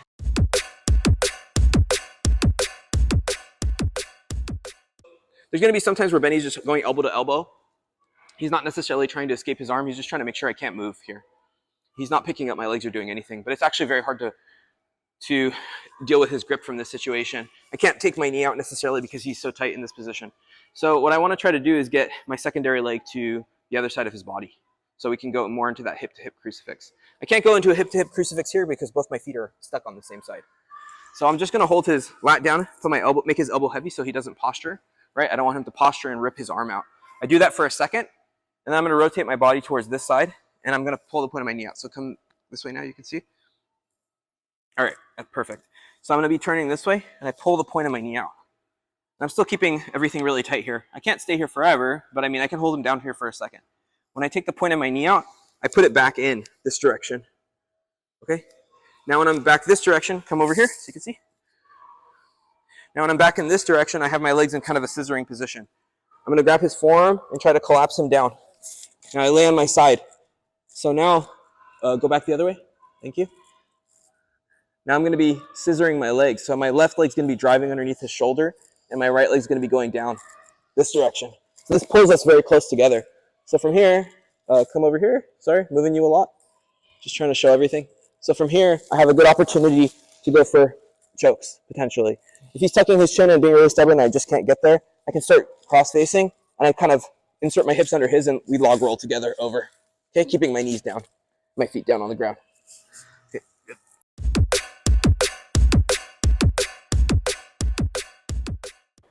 So I'm competing in the gi against a much larger opponent here. I've already trapped his arm at this stage. He keeps circling and trying to kind of bulldoze me over, and I end up with my legs on the same side there. Notice I'm stretching my legs to try to keep his arm heavy as long as I can. And then also notice how I'm trying to get my legs back into the inside. The more that I'm able to retract my legs, the closer I can get to getting up. But he's still controlling the outside of my knee, and he steps back over my legs, trying to get my legs back to that side. I don't think he completely knows what he's doing here, but you notice I'm trying to pull my right knee out more and more. The more that my right knee comes out, the more I'm able to build up back to my knees. When you're dealing with a larger opponent, you want to try to be on top as much as possible so you don't get tired. So now I've pulled most of my right knee out, and I'm able to post my hand as he's trying to buck me forward. Get your wrist bone under his nose to let this chin.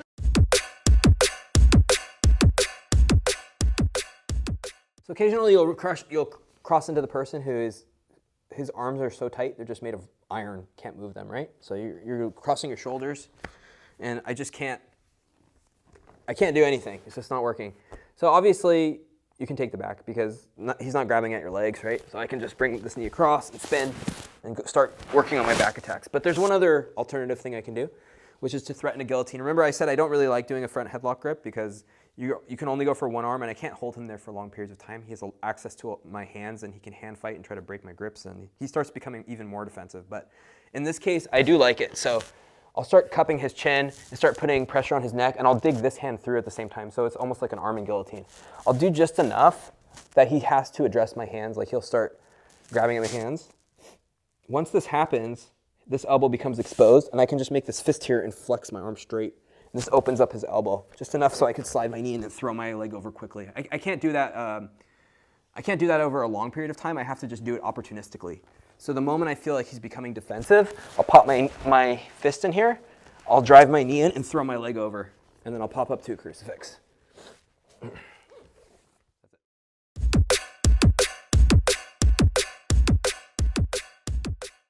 So inevitably when we're in this front body lock position, there's going to be times where the person will either sit out or decide to fall over. So if he falls over here, remember we're going to make our pillow knees and we're going to connect knee to elbow to solidify the position, and I'm going to keep this S grip around his body. Now his arm can only be in a few different places.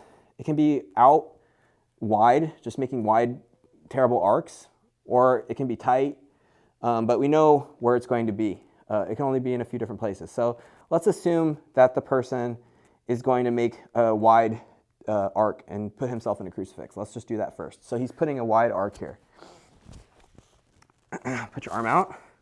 So when this happens, what I'm going to do, I'm going to bring my right knee into the crook of his elbow and throw my left leg over. So my right knee comes in here, and my left knee comes and it connects to my right shin. From here, my heels go down, and I try to bring my right knee into the point of his shoulder. So I'm creating kind of a counter force. My left leg down, my right leg up.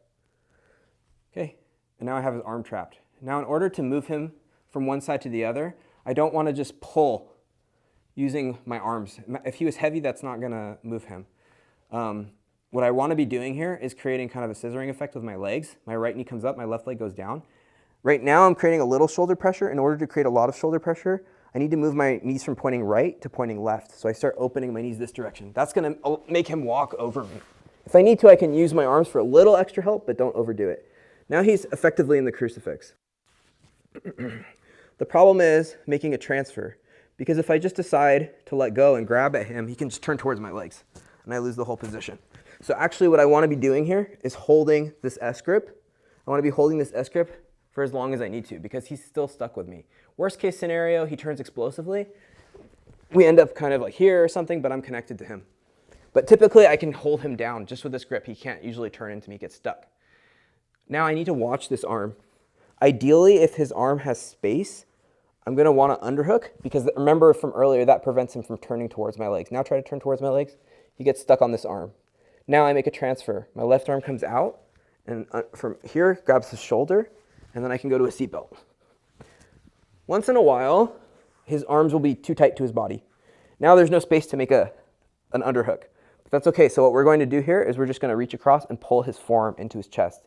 So this isn't really enough to stop him from turning, potentially. Sometimes it is. If it is, then we just do the same thing. We make a transfer. But once in a while, he's going to explosively turn. At minimum, this allows me to get up with him.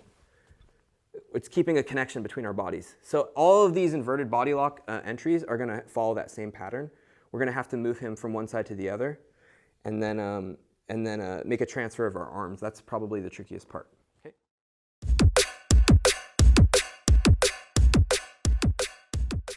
So again, we're going to do this high side entry where his arm is on the top. So he's going to fall this way. His arm is on the top. It's facing towards the ceiling. This is kind of like a high side entry here. Now he's going to be hand fighting with me. So what I don't want to do is just start kicking, and I'm going to end up healing my partner in the face trying to find his arm. So don't do that. What you want to do is kind of that gorilla grip we did earlier. As he's grabbing at my hands, I know where his hands are. So I can hand one to the other, and I make a fist. And now this is exposing his elbow. Now, I want to trap his arm. So what I need to do is take my legs out. I don't want to just use my legs. I'm not flexible enough to just use my legs to hook. So what I need to do is back roll. I back roll. So remember my legs were under his head. I take them out and I back roll.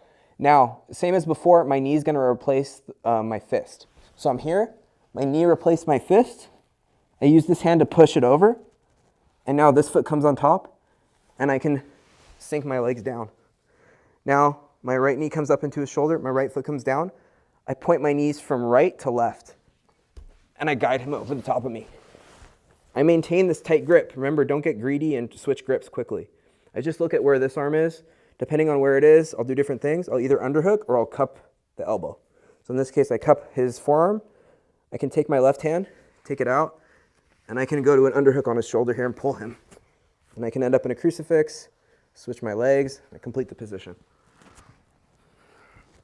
One alternative, actually, we'll do the same position. He's grabbing at my hands. So one alternative thing I can do here to make this even stronger, when I back roll here, I put my knee in. Now at this stage, my left leg comes through. I don't release my right hand. My left foot comes through and I keep this. Now I go from right hand to left. I transfer from right to left, and my hamstring is going to go over his wrist. Now I don't make a triangle. Remember, my toes cover my calf. So here, and my toes here are covering my calf. It's not a triangle. Now it's kind of a similar thing, but I have even more pressure. I can really move him here. It's a lot of, I don't know, it's just painful, it sucks. So I can just move the guy over. I can capture, grab his shoulder, pull him down, go into a crucifix, and I start with an Americana crucifix.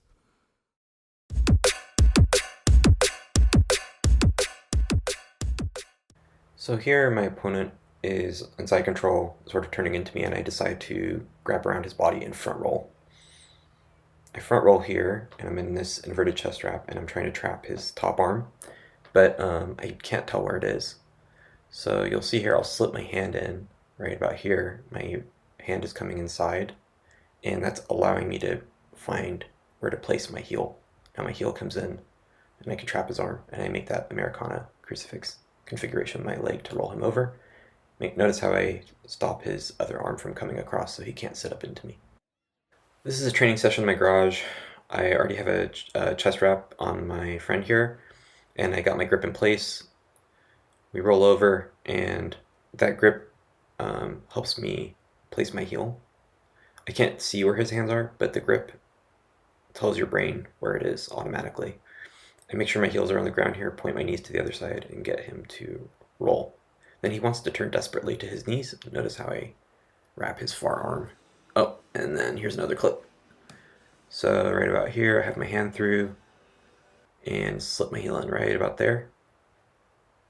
Once my heel slips in, this time I'm going to opt for the Americana version. Notice how I'm still gripping his arm with my hand as I switch my legs to this Americana crucifix. And I'm going to force him the other direction while catching his shoulder.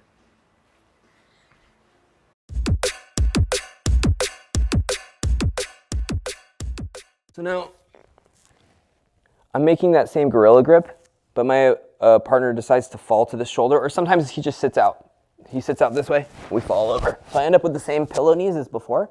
This time technically I could enter on the top side again on his left arm, but let's say I just really like trapping his right arm for whatever reason, or I already have this grip to begin with.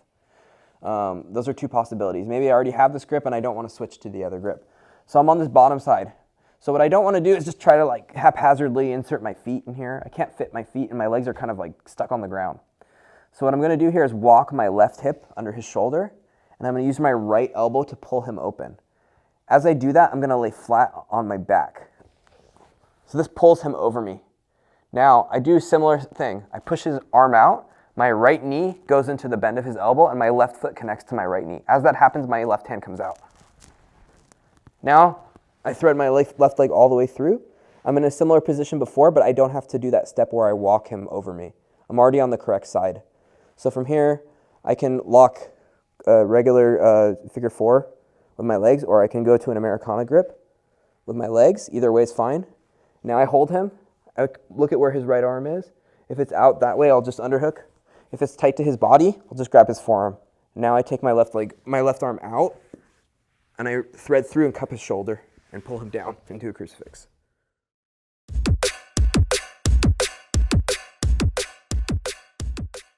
I probably should have included this in the like extra submission section, but it seems like such a good move that I wanted to make it more fundamental rather than tack it on to the end of the instructional. So I have his low arm controlled here, and ideally I want to do the previous technique where I pull him on top of me and shoot my legs through. Like this. Let's see if I do it. Yeah, pull him on top and I punch his arm out and throw my legs inside. This is ideally what I want to be doing, but sometimes I can't move the guy. He just won't move here. So what I end up doing here is, let's see, I'll start hip escaping and then I'll punch his arm out with my right arm. And I use that to thread my leg through, and I catch my leg with my left arm here. And I pull it tight and I lock a triangle. I was a little bit on his chin or face here, but it's so strong that you'll still get a tap. Ideally, you try to get their neck more than their chin or their face. So here I do it again. I hip out, I grab my shin with my left hand and tighten up the triangle. Notice how I'm pushing his right arm out with my right arm to make space for my leg to come through. So it makes a nice gap for my leg to fit through. I do it one more time.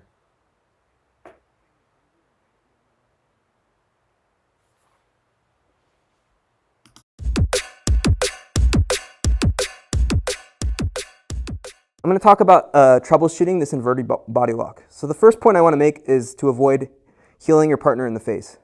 When his arms are down here, I have no idea where his hands are. So if I'm just trying to trap his arms, I'm probably going to kick him in the face, right?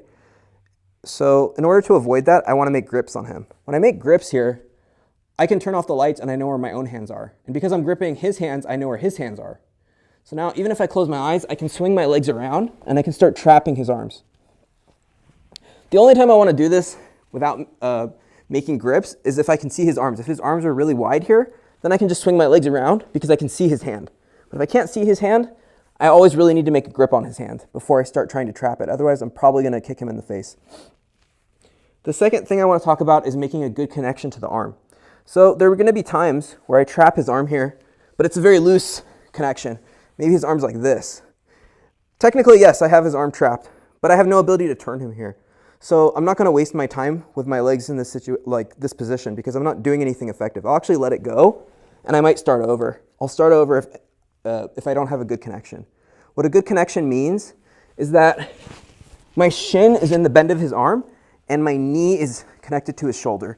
From here, he can tell you like there's a very good connection to his arm.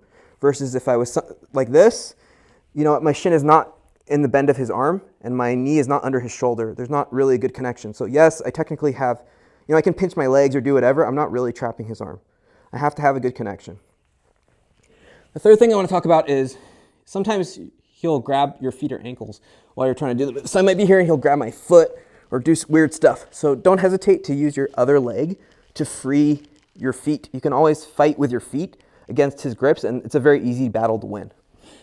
Another thing that can happen is he's just very, very tight. You can't find grips. Never hesitate to just roll him back to turtle. If that's the case, you can just start over. That's always the best thing to do. Two more situations. These are all like one-off weird things, but some other things that can happen is I'm trying to trap this arm and he's grabbing inside his own thigh. Yeah, something like this. So from here, I can try, but I'm not flexible enough. So let's rotate. Circle. So he's grabbing inside his own thigh. I can try to trap his arm, but I'm never flexible enough. So this seems obvious, but you might not think about it. What I'm going to do is just grab my own foot and pull my foot inside here. So I'll be here. I can just grab my own foot and put my foot inside. And then from here, remember I have to make a good connection, and I can start rolling him over. Or I can help myself by making a grip here. Americana version, roll him over. Switch, right? X arm lock. Right. The last thing I want to talk about is making sure your hands are clasped around your training partner's armpits, not below, close to his waist. When you're on his waist here, he can start sitting up and you end up in this weird situation. It'll feel like you can like pull him down, but you're never really able to do that. I never have the ability to get him back down. So I kind of messed up the position. So I can fix this a little bit by just trying to do a back take. So again, I'm gonna back roll, throw my right hook in, okay, post, and take the back. So my hand slipped down, he sits up. I made a mistake here. Now I can't pull him down, I can never pull him down. So again, I'll back roll, put my right hook in, put my hand on the ground, and I'll turn the corner and start taking the back.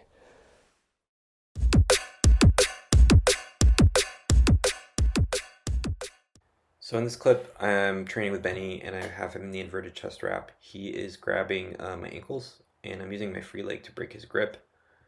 I make a mistake and my grip drifts too low and he sits up on me. So here I'm kind of playing it by ear, but the idea is like I'm trying to put my knees around his head so maybe he extends his arms and I can catch one of his arms, but he's smarter than that, so he keeps his arms very tight.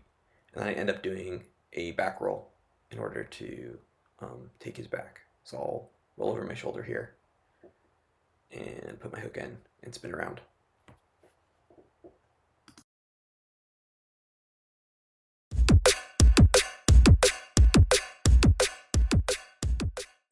We're going to talk about hip-to-hip entries. This is the more traditional crucifix you see.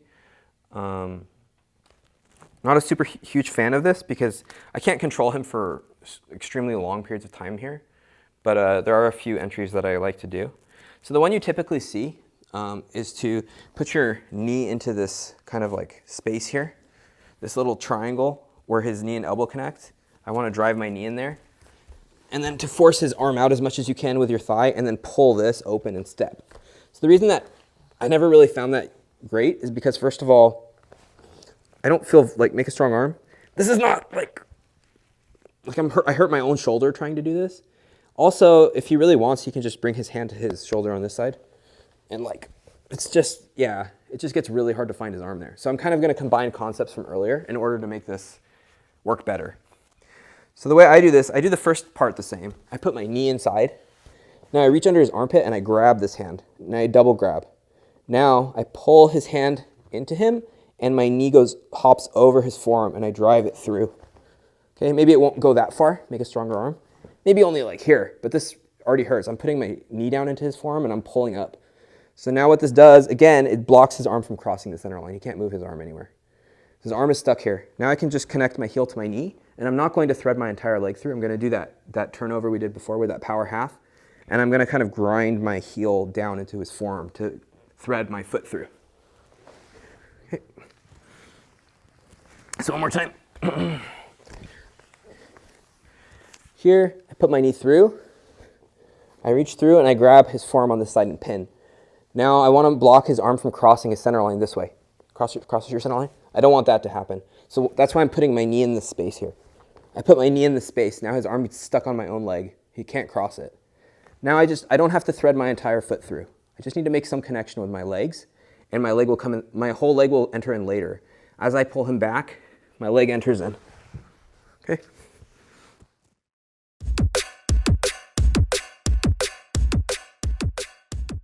Occasionally I can do this kind of simple entry. It doesn't work all the time, but it's worth a shot. I'll block my training partner's knee with my knee here. I'll grab his waist here like a tight waist. I'll post my hand out, kind of open everything up and move out of the way. And he'll at least open his elbow up and maybe a couple inches here. From here, I'll put my knee close to his forearm and connect my heel to my knee and step back, right? So it doesn't work all the time, but it's worth a shot. Just a simple off balance. I'll go tight waist, knee to knee, put my hand and move to the side. His elbow opens out. Immediately my knee comes close to his forearm and my heel connects on top of my knee. Now I can power half and drag through.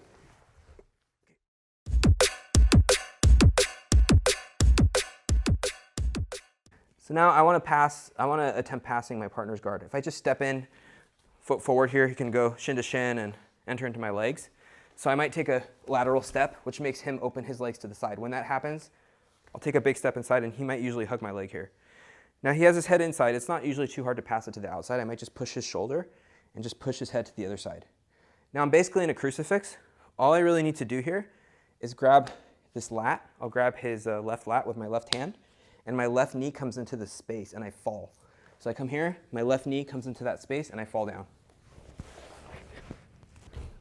Okay, one more time. I'm here. I'm going to take a big sideways step. He opens his leg. I step inside. Sometimes his head will start here. Sometimes it'll be inside. If it's inside, just thumb post. Push his head to the other side. Now I'm going to grab his lat, his left lat with my left hand, and my left knee dives into the space and I fall.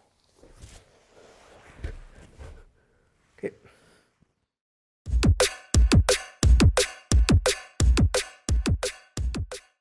So another option I have is going into a Kimura trap crucifix entry. I'll just enter into any kind of Kimura trap here by rolling off the top, and I'll put my hips underneath. From here, I'm going to threaten by bringing my leg over his head, and your training partner will usually catch your legs so that they don't get arm barred or have other stuff happen to them. Now, I'll try to bring my leg up, but I'm not flexible enough to just bring my leg inside, so I'll stretch my leg out, and my left leg can cross over now, and I can enter into a crucifix here. Remember to point both your knees up at the end and start reestablishing your seatbelt grip. Okay.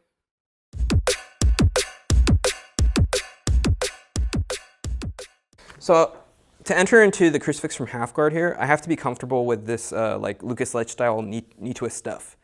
So when he gets an underhook here, even if I have a whizzer, if he's scooping my leg and twisting my knee, he's going to start sweeping me this direction.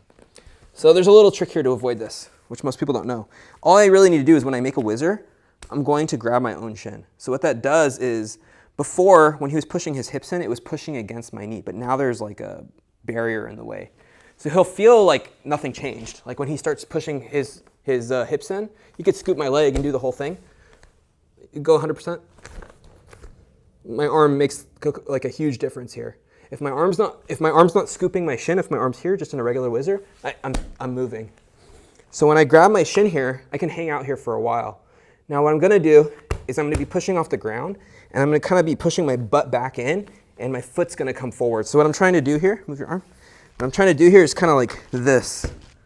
I'm trying to take my foot out, inch by inch, and I'm trying to make him tired. So I'll kind of hang out here and let him expend a bunch of energy twisting my knee.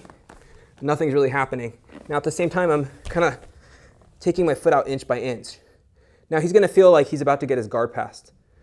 So he has a choice here. He can just let go and lay back and, take side control.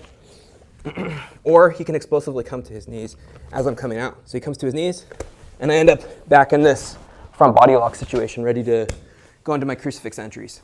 So that's going to be good enough for 90% of people. Just grabbing your shin here, for him it feels the same, but for me it's completely different.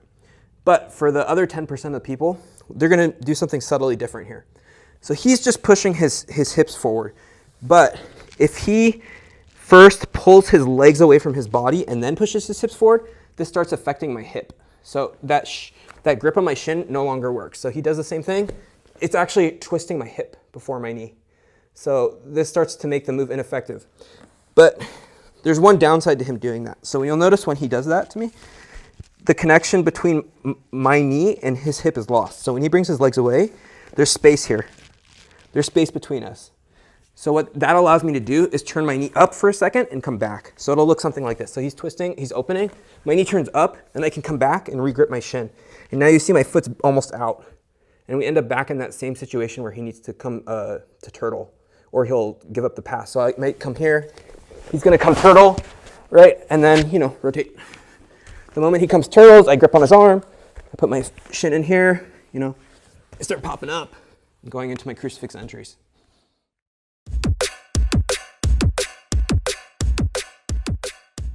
So in this situation, I'm knee cutting. My training partner builds to an elbow. So what I want to avoid here is having my knee close to him, and he grabs that and double legs me. So I'm going to be monitoring this hand. Now, what I want to be doing is planting my foot and bringing my foot over to the other side of his body. As I do that, I'm going to grip and get that body lock and fall to my left side. So I monitor everything. I'm just monitoring. I step over, I grab, and I turn my knee and fall to the left side. Now his head might get stuck inside. Put your head back inside. That's okay. I'll just kind of like scoot in, and his head will pop out here. Now technically, I'm trapping this arm between my legs, but my left leg isn't useful here because it's stuck against the ground. So what I'm going to do is I'm going to build up using my toes. I'm going to build up to my forehead. I pull my left knee in, and I use my right elbow here to pull him on top of me. So once he's pulled on top of me, his right arm is effectively stuck here. So to collect his arm, I just need to bring my right knee to my, I need to bring my left knee to my right, grab his lat, put my hand on the ground, and I can get up. Other times, you're stuck on your hip, and we enter into that regular, hip-to-hip turnover because I'm stuck on this hip, on my hip. So from here, I'm gonna grab his wrist. I start making a scissoring motion with my legs. My right leg goes deeper and my left leg comes out. And I start kind of scooting in and leaning onto my right side. Now I try to bring my hip as close as I can to his hip. I make a cross face and I scoop my hips underneath his to turn him over. Okay. Then one other situation, let's turn back to where we were. Sometimes he decides not to hold my leg at all. Right, so we are here, I'm monitoring this. I do the same thing, my leg comes out. I'll just end up in this inverted crucifix situation. Remember, I want to put my knees and connect my knees here. Now from here, I can decide to go for either arm, but I tend to go for his right arm. So I'm going to enter into that low side entry. I'm going to find his hand here. I'm going to pick his arm up. My right knee comes in, I collect. Right, I can just switch and go into my regular crucifix. Or if I keep a hold of his hand here, I can keep a hold of this, switch, and throw my right leg over, and go into that Americana version of the crucifix here. From here, switch to an X arm lock, all of that.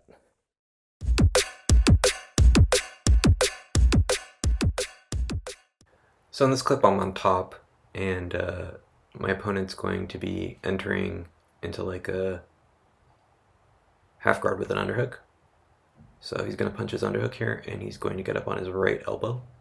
And then as soon as that happens, I get a chest wrap and dive over the top of his head. Here his head's going to pop out. He pushes his head out because it's getting squished in there. I roll to the other side, and I start turning the corner and going hip to hip. So here I felt like there's a good angle to punch my choking arm through. So I already have my arm under his throat. He rolls, but then the submission comes on. So this is a bit of a longer clip, but it's a pretty good one. So you see my opponent here, he's already sitting up into that coyote guard type situation, and I'm getting ready to kind of like dive over the top. So I fall down here. He's holding my top leg in a position I don't like. So I think I free that somehow. Yeah, so I free that, I come back and end up trapping his arm anyway.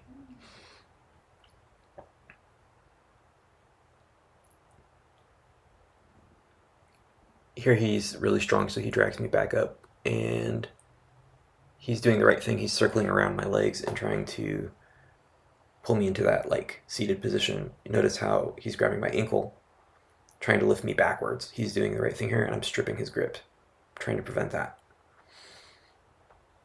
So now I have his grip under control, and I'm trying to pull my legs back and go sort of hip to hip, either that or get him like turtled. I elect for hip to hip, and I think I end up punching my choking arm through here.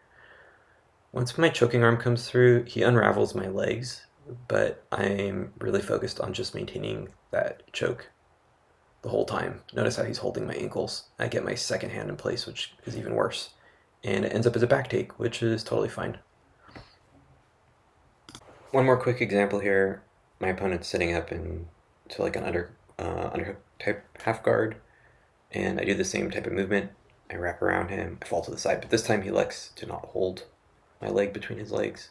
And you see I still go into that inverted chest wrap and end up trapping his arm. From here, I'm trying to make sure my legs are able to put enough pressure on his arm, so I may make a few adjustments.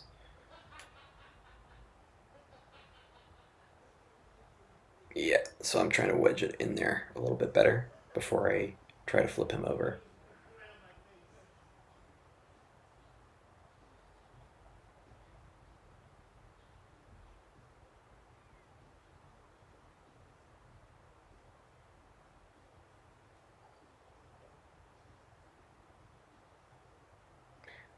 Right here it looks pretty good, so I start pointing my knees the other direction.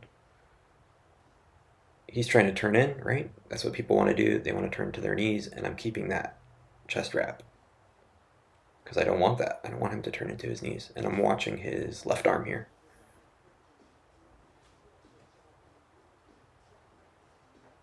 and I capture his left arm, and he gets stuck.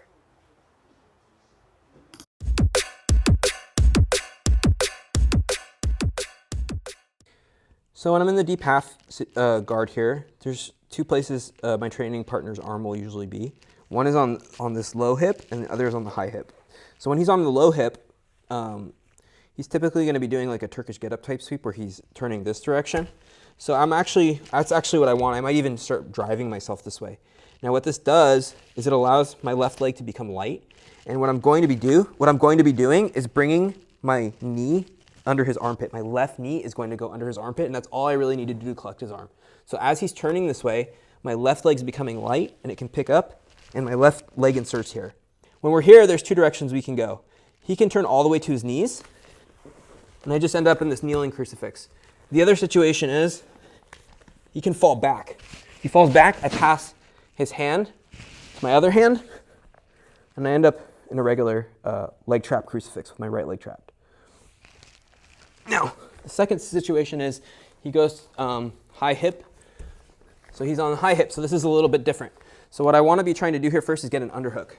Then I'm going to be pushing his head in and dropping my body underneath his head. So I push his head in, I fall to my left shoulder here, and I drop his body underneath my head. First I'm going to be picking his shoulder up, getting my left arm underneath, and then I use my right hand to pass his knuckle line from my right hand to my left and pin it down. So now you'll notice that technically I'm trapping his right arm between my legs. But again, my left leg is stuck on the ground and kind of dead here. And sometimes I'm a little slow and he'll put his hand underneath my leg and turn. And this isn't bad. I'll just get my seatbelt here. I'll use my toes on the ground and build up to my knee. Now I'll pull myself the other direction and take the back. Okay, so that's one possibility. But sometimes he keeps his arm there long enough that I can now use my free right hand and pin his hand to my hip. Drop your knees a little bit. Yeah, I can pin his right hand to my thigh. So I'm pinning his hand to my thigh. Now I need to bring this leg back to life. So what I do, I just build up on my toes. Now I kind of drop my left knee into his hip and point both knees upwards. Now I'm in this leg trap crucifix with my right leg trapped, and I'm ready to go.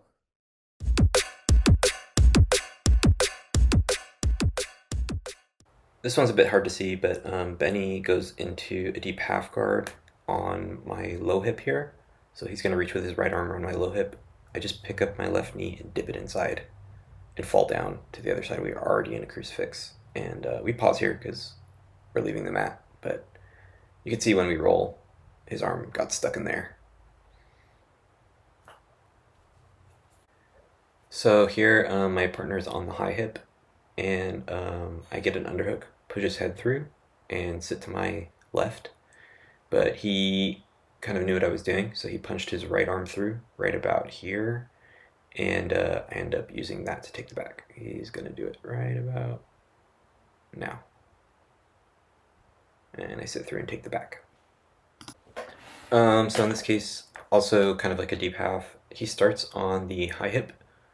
He kind of senses something is up, and then he switches his hand back down to the low hip. So I step my knee over, and he kind of like does some crazy bridge, but I'm already in the crucifix.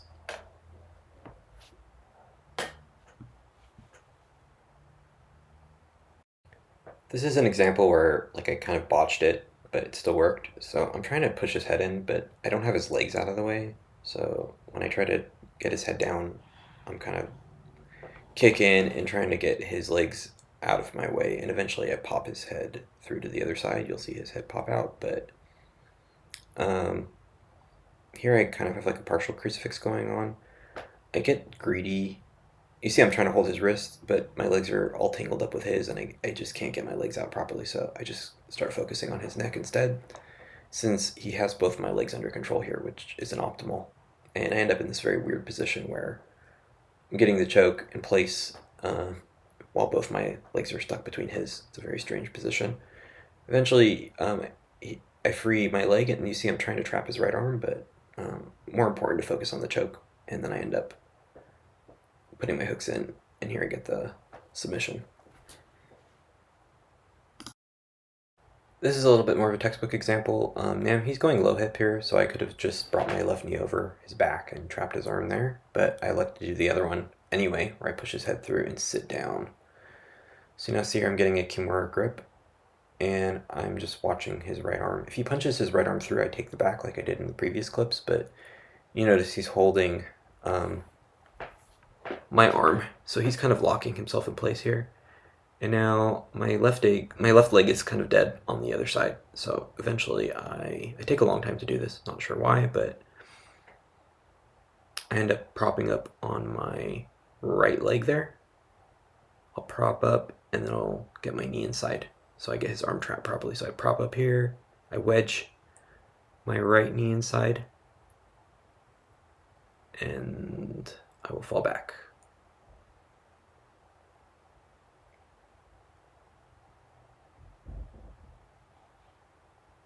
There we go. So my right knee's pointing up, everything's pointing up, and I'm in a good finishing position here.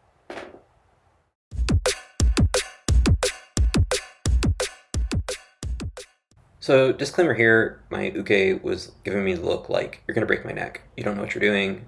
Kind of making me worry about teaching this move. I've never really taught this move. It's just something I do once in a while. I do have a competition clip after this that shows me pulling it off, and maybe between this instructional bit and the competition clip you can put it together for yourself. Front body lock and directly into a crucifix is by stacking your opponent. So there's going to be times where I reach underneath, I pull him over my hips, and I start walking him up here. Once I walk him up here with my hand under his lower back and my arm across his shoulder, I'm going to re-grip for that body lock. Now I'm going to do one lift without breaking my opponent's neck. And when I see this arm exposed, I'm going to drive my knee inside. So I lift. Once I see that arm exposed, my knee comes inside, and I collect and turn it into a crucifix. So I'll do it slightly faster. So I'm going to reach underneath, pull him on top, and I'm going to reach across and start stacking. As I re-grip, I'm going to pull him over this shoulder and step through. From here, I can connect my heel to my shin, and I can enter into a crucifix.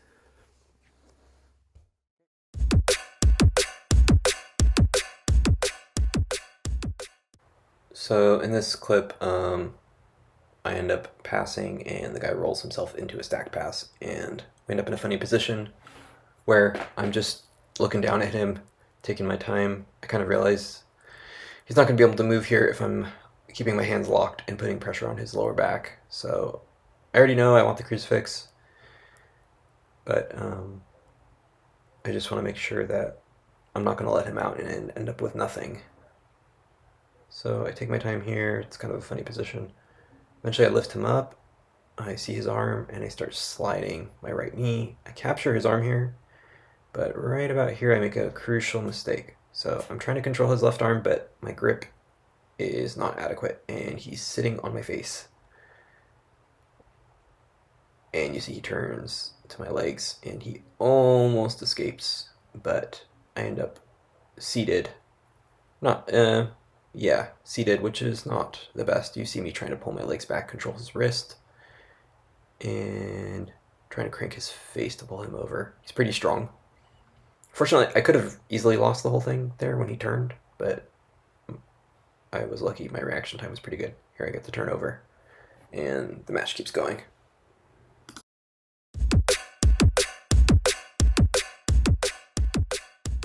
Before I talk about how to get into the crucifix, though, I want to just speak on some annoying things that the person might do and some good counters. So if he just keeps his weight back and does nothing, and every time I sit up, he's just pushing me, right? He's just being one of these stally people. I can put my foot on his arm and kick, and now he'll want to probably come back into me and put real pressure, right? Because otherwise I'm going to keep kicking him off of me and potentially get on top. So that's a good answer to a very stally type person. Another thing people do is like they wrap here through, they weave. So can you see? I feel like you're on the back. Yeah. So yeah, better. So when he is weaving from here, I can block. I can actually this way. I use my right hand to block, and I grab his wrist, and now this gives me an opportunity to take my left leg out. I take my left leg out, and then I get a good arm drag. Okay, so if I don't block his shoulders, people will get stuck. Often people will try to do an arm drag like this, and it's hard to get their leg out. So use a cross grip so you can't take his arm out, and also give yourself enough space to pull your foot out. Get a good arm drag. The last one is if your leg gets all the way crushed down here, you can use your own hand here and grab your shin, and you can pull your knee out. Okay, so I just want to give you some general guidelines for controlling that position when people do the most common types of things.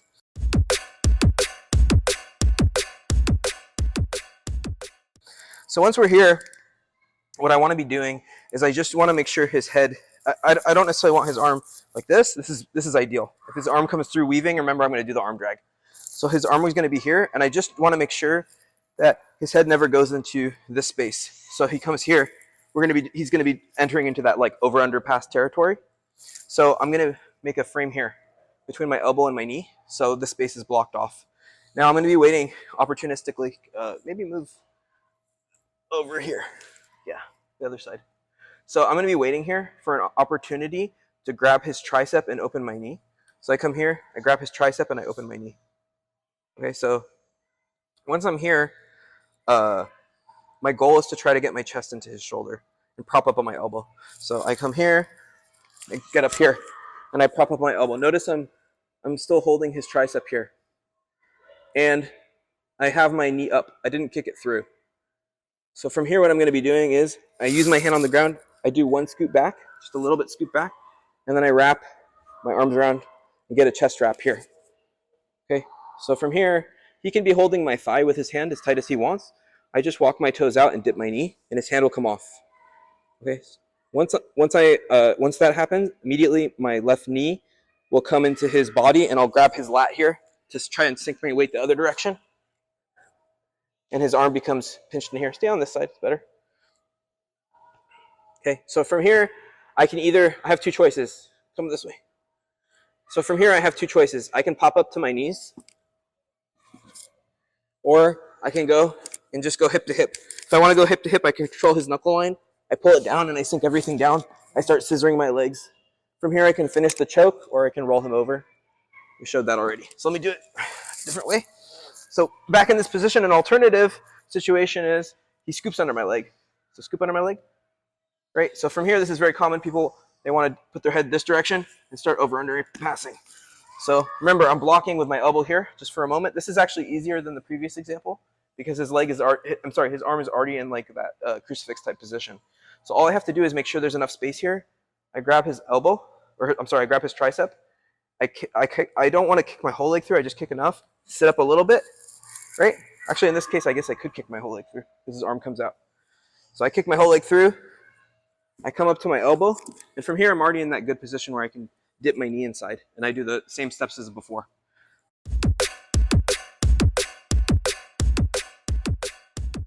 So now, remember I was blocking with my elbow, but let's say I made some kind of mistake here, and he got his head down this side, right?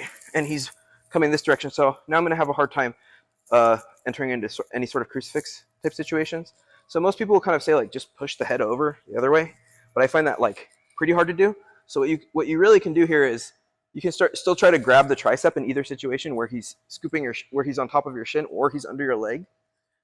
Right? I can always be grabbing his tricep, and then I'm going to try to do a little hip escape, and I try to point my knee towards the ground, and that will shift him the other direction. And then I can go through those same steps where I trap the arm. So even if he's on top of my shin, same thing, he's diving his head here, I try to grab this way, and I try to do as much of a hip escape as I can, be tighter, let's see. I try to do as much as his, and I start dipping my knee down. So I'm trying to use more of my legs to move him from one side of the body to the other, rather than, if I just try to use like his head, I kind of have to like pull his hair or something, do something really obnoxious to move him. Here I can utilize the push of my knees and get, decent success there. It can be tough if he's really driving and he's really tight, but that's probably your best bet if he manages to get his head to that side.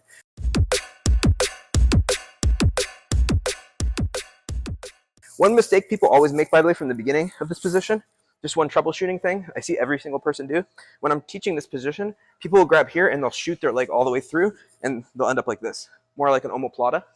So whenever I do this, I want to make sure my knee is not really moving, right? My goal is just to sit up in this space. My knee didn't move at all. And now at this stage, that's when I start dropping my knee down. So when you're teaching this or when you're learning this, you got to really emphasize not to kick your leg through. Like everybody wants to do this because they're used to doing omoplatas. So you have to make sure to keep your leg up in that position. Okay. So something that can happen is when I move his head to the side and I sit up on him here, I grab here and he starts straightening his arms. Nope, not like that. Just put both your hands, cat stretch. Both your hands on the mat and cat stretch. Yeah, he slides out backwards. So when I sense him do that, I'm gonna collapse this arm with my right elbow. So as he's cat stretching, I lean, so that breaks him back down. So it's really subtle, but the point is, if I just stay here, sometimes he's just scooting out the back, like I'm just falling off of him. So if I sense him doing that, I just collapse this elbow, and then I go back to my crucifix entry.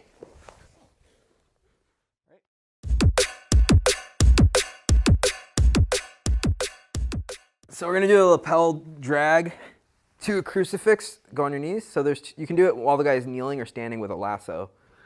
So I'll make my lasso hook here. I'm a terrible lasso guard player, and I'm gonna allow myself to be a terrible lasso guard player. I'm gonna allow him to circle his hand in here. When I feel his hand coming in here, I'm gonna do a similar thing to what I did before. I'm gonna kick his knee, drag, and grab the tricep, and sit up. So this is really cool because he can't try to posture up and stuff. He gets completely stuck here with my hand on his tricep and the lapel. Now I can walk my knee out, I put my knee inside, and I can complete the crucifix. So one more time. So I'm gonna purposely play a bad lasso guard with a weak grip. So I'm gonna allow him to walk his hand. When I feel this happening, I'm going to kick and drag and grab the tricep all at the same time. Now it's really hard for him to back up. I'm not holding him down, like I'm not able to get close enough yet, but it's still really hard for him to get out, right? Right. So now I start walking my knee out, I collapse my knee, and I pop up. Okay. Now the other thing that can happen is he stands. And I'm playing my terrible lasso guard here. Right? Now he's gonna do the same thing. When this happens here, in this case, I wanna put my foot on his thigh or knee. I'm gonna kick and drag. Now I grab his tricep. Notice I'm really far away from him this time. I might keep pulling him a couple times until I can scoot closer. Now I collapse my knee inside, and I get the crucifix. One more time. Bad lasso. He's walking his hand inside. Look, kick, drag, keep scooting, keep shoving his tricep down, and my knee collapses. Once my knee comes into this space, I can grab his lat and come up to the top.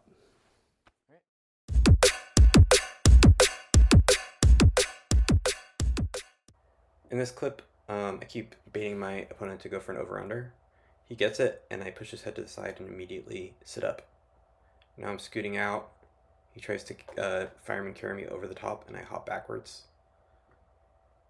And from here, I get the choke in, making sure to make a catcher's mitt so he can't grab my choking arm. And when he gives me room, I use my second hand to make the choke tighter. So in this clip, I'm going to be using a collar drag in order to get the crucifix. So I get my collar drag, I yank him to the side while keeping my knee up here, and then I'll end up dipping my knee down over his tricep to trap his arm right there. I also use my fist because he's doing a good job hiding his arm here. So I'm trying to wedge my left knee in place. My legs come together and I feel like his arm is stuck in here. And now I'm going to use a heavy cross face to turn him over.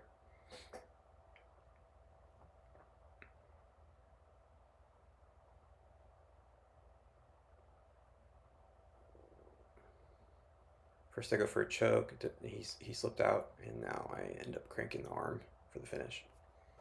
Similar situation here. My training partner is passing low. I feed my right hand into the collar and drag while keeping my left knee up, and I start climbing up. Notice how my left knee is pointed up, and I'm trying to collapse my knee on top of his arm. Now his arm gets trapped in here.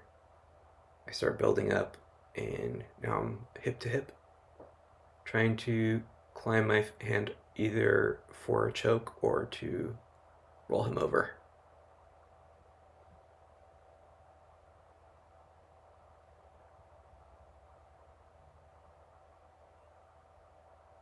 So you notice I'm trying to crappy choke here. It's not really working. You see his right arm is trapped under my right leg there.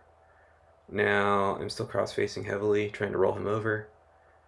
My legs start coming free here, I think. Yep. And I switch my legs for an arm lock.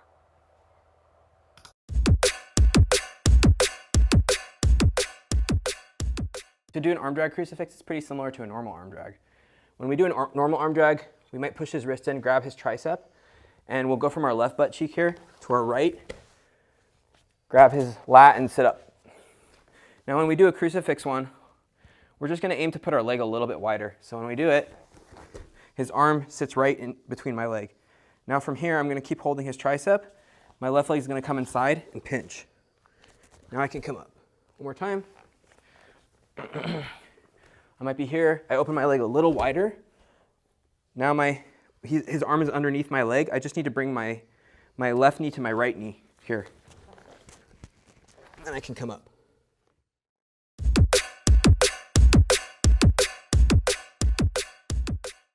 So, disclaimer here, I've never pulled this move off before. Just something that was taught to me, so I felt like including it. I'm in the stack pass.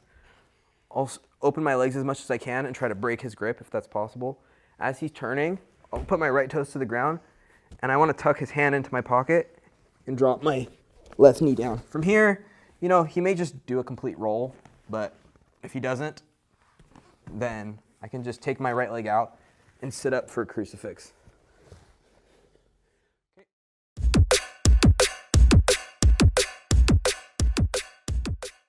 So we're gonna do a reverse triangle when I have his, when I'm trapping his arm with my secondary leg. If I have my primary leg over, I can't do this move. So I'm gonna switch legs in this case. Or maybe I just already have his arm trapped with this leg. Now in this rare case, since I'm abandoning the crucifix, I'm gonna go to a Kimura grip.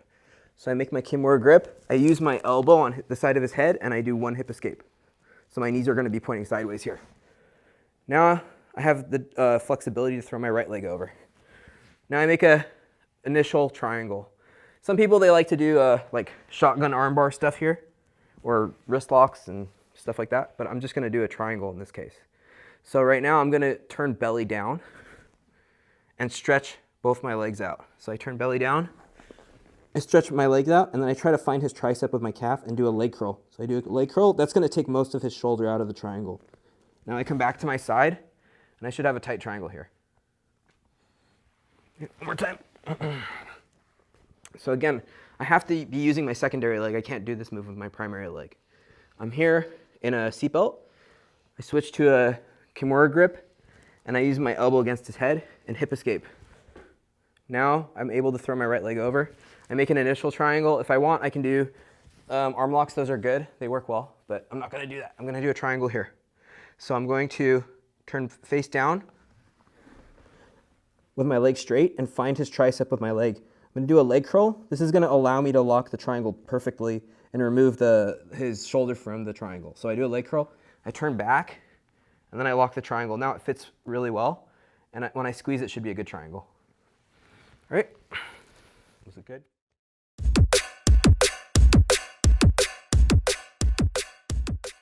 So from another situation where I'm trapping his arm with my secondary leg, I can attempt a reverse omoplata. I want to make sure while I'm making this transfer that he's not able to sit up on me. If I take my arm out, he's able to sit up. So while I'm making this transfer, I'm going to have a thumb post here, and then I'm going to prop up on my elbow. When I'm up on my elbow, my left arm is now able to swim over his body. From here, I can start walking my knees back, and lifting my body backwards to complete it. So one more time. I'm here with my secondary leg trapping his arm. I need to prevent him from sitting up. I'm going to thumb post, prop up on my elbow, and then swim my arm over. After I swim my arm over, I can pull his hand off his hip. I can start coming up and dragging my leg backwards in order to finish the submission. Right?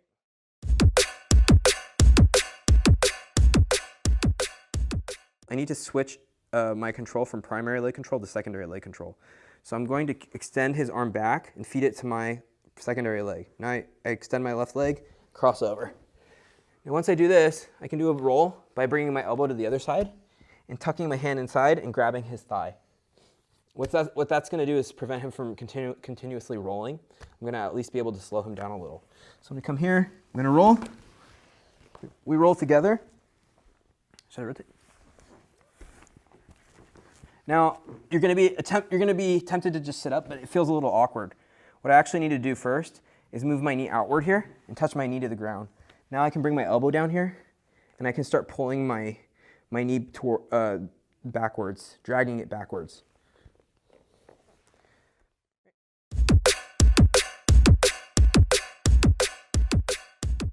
So this move is very Gary Tonin, but it's a good move.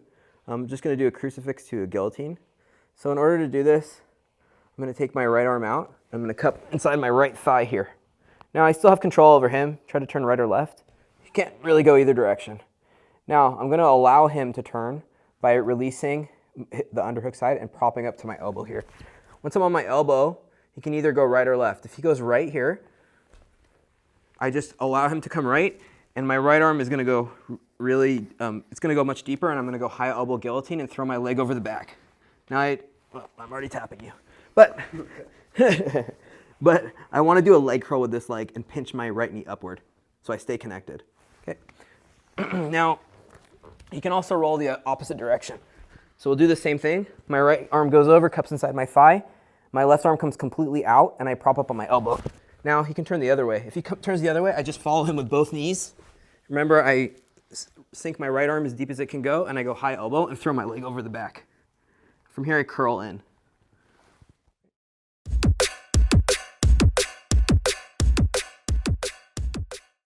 My first favorite escape is a turnout. Oliver Taza is demonstrating here. He's running to the side. As he runs to the side, my knees naturally dip and he can slide out. Now I show it again myself. So I point my hand up, run to the side, and keep going in a circle and pop right out.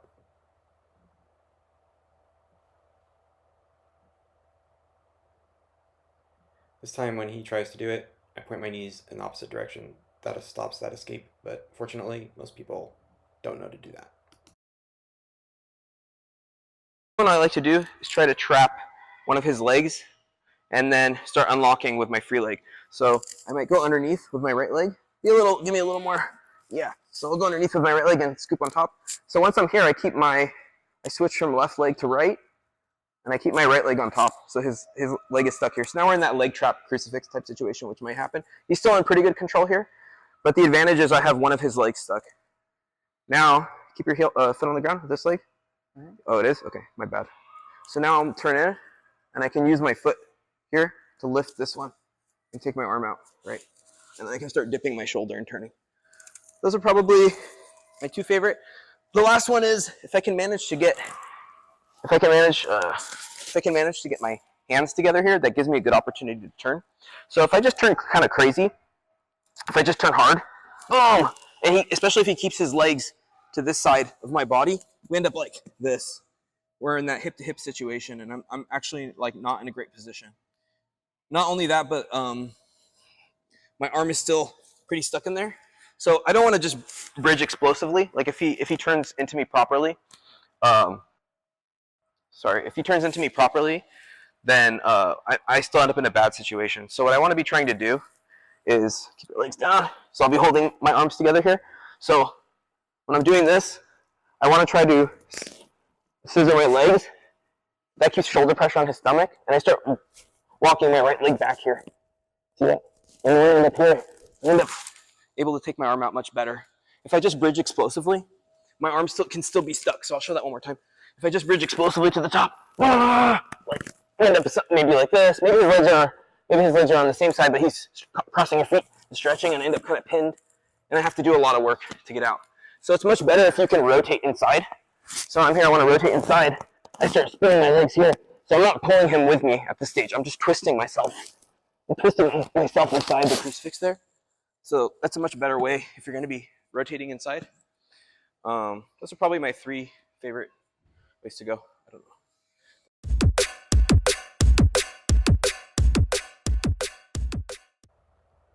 This instructional covered probably 99% of the stuff I know about the crucifix. Hopefully this turns it into a viable position for most people rather than the junk position people have considered it to be.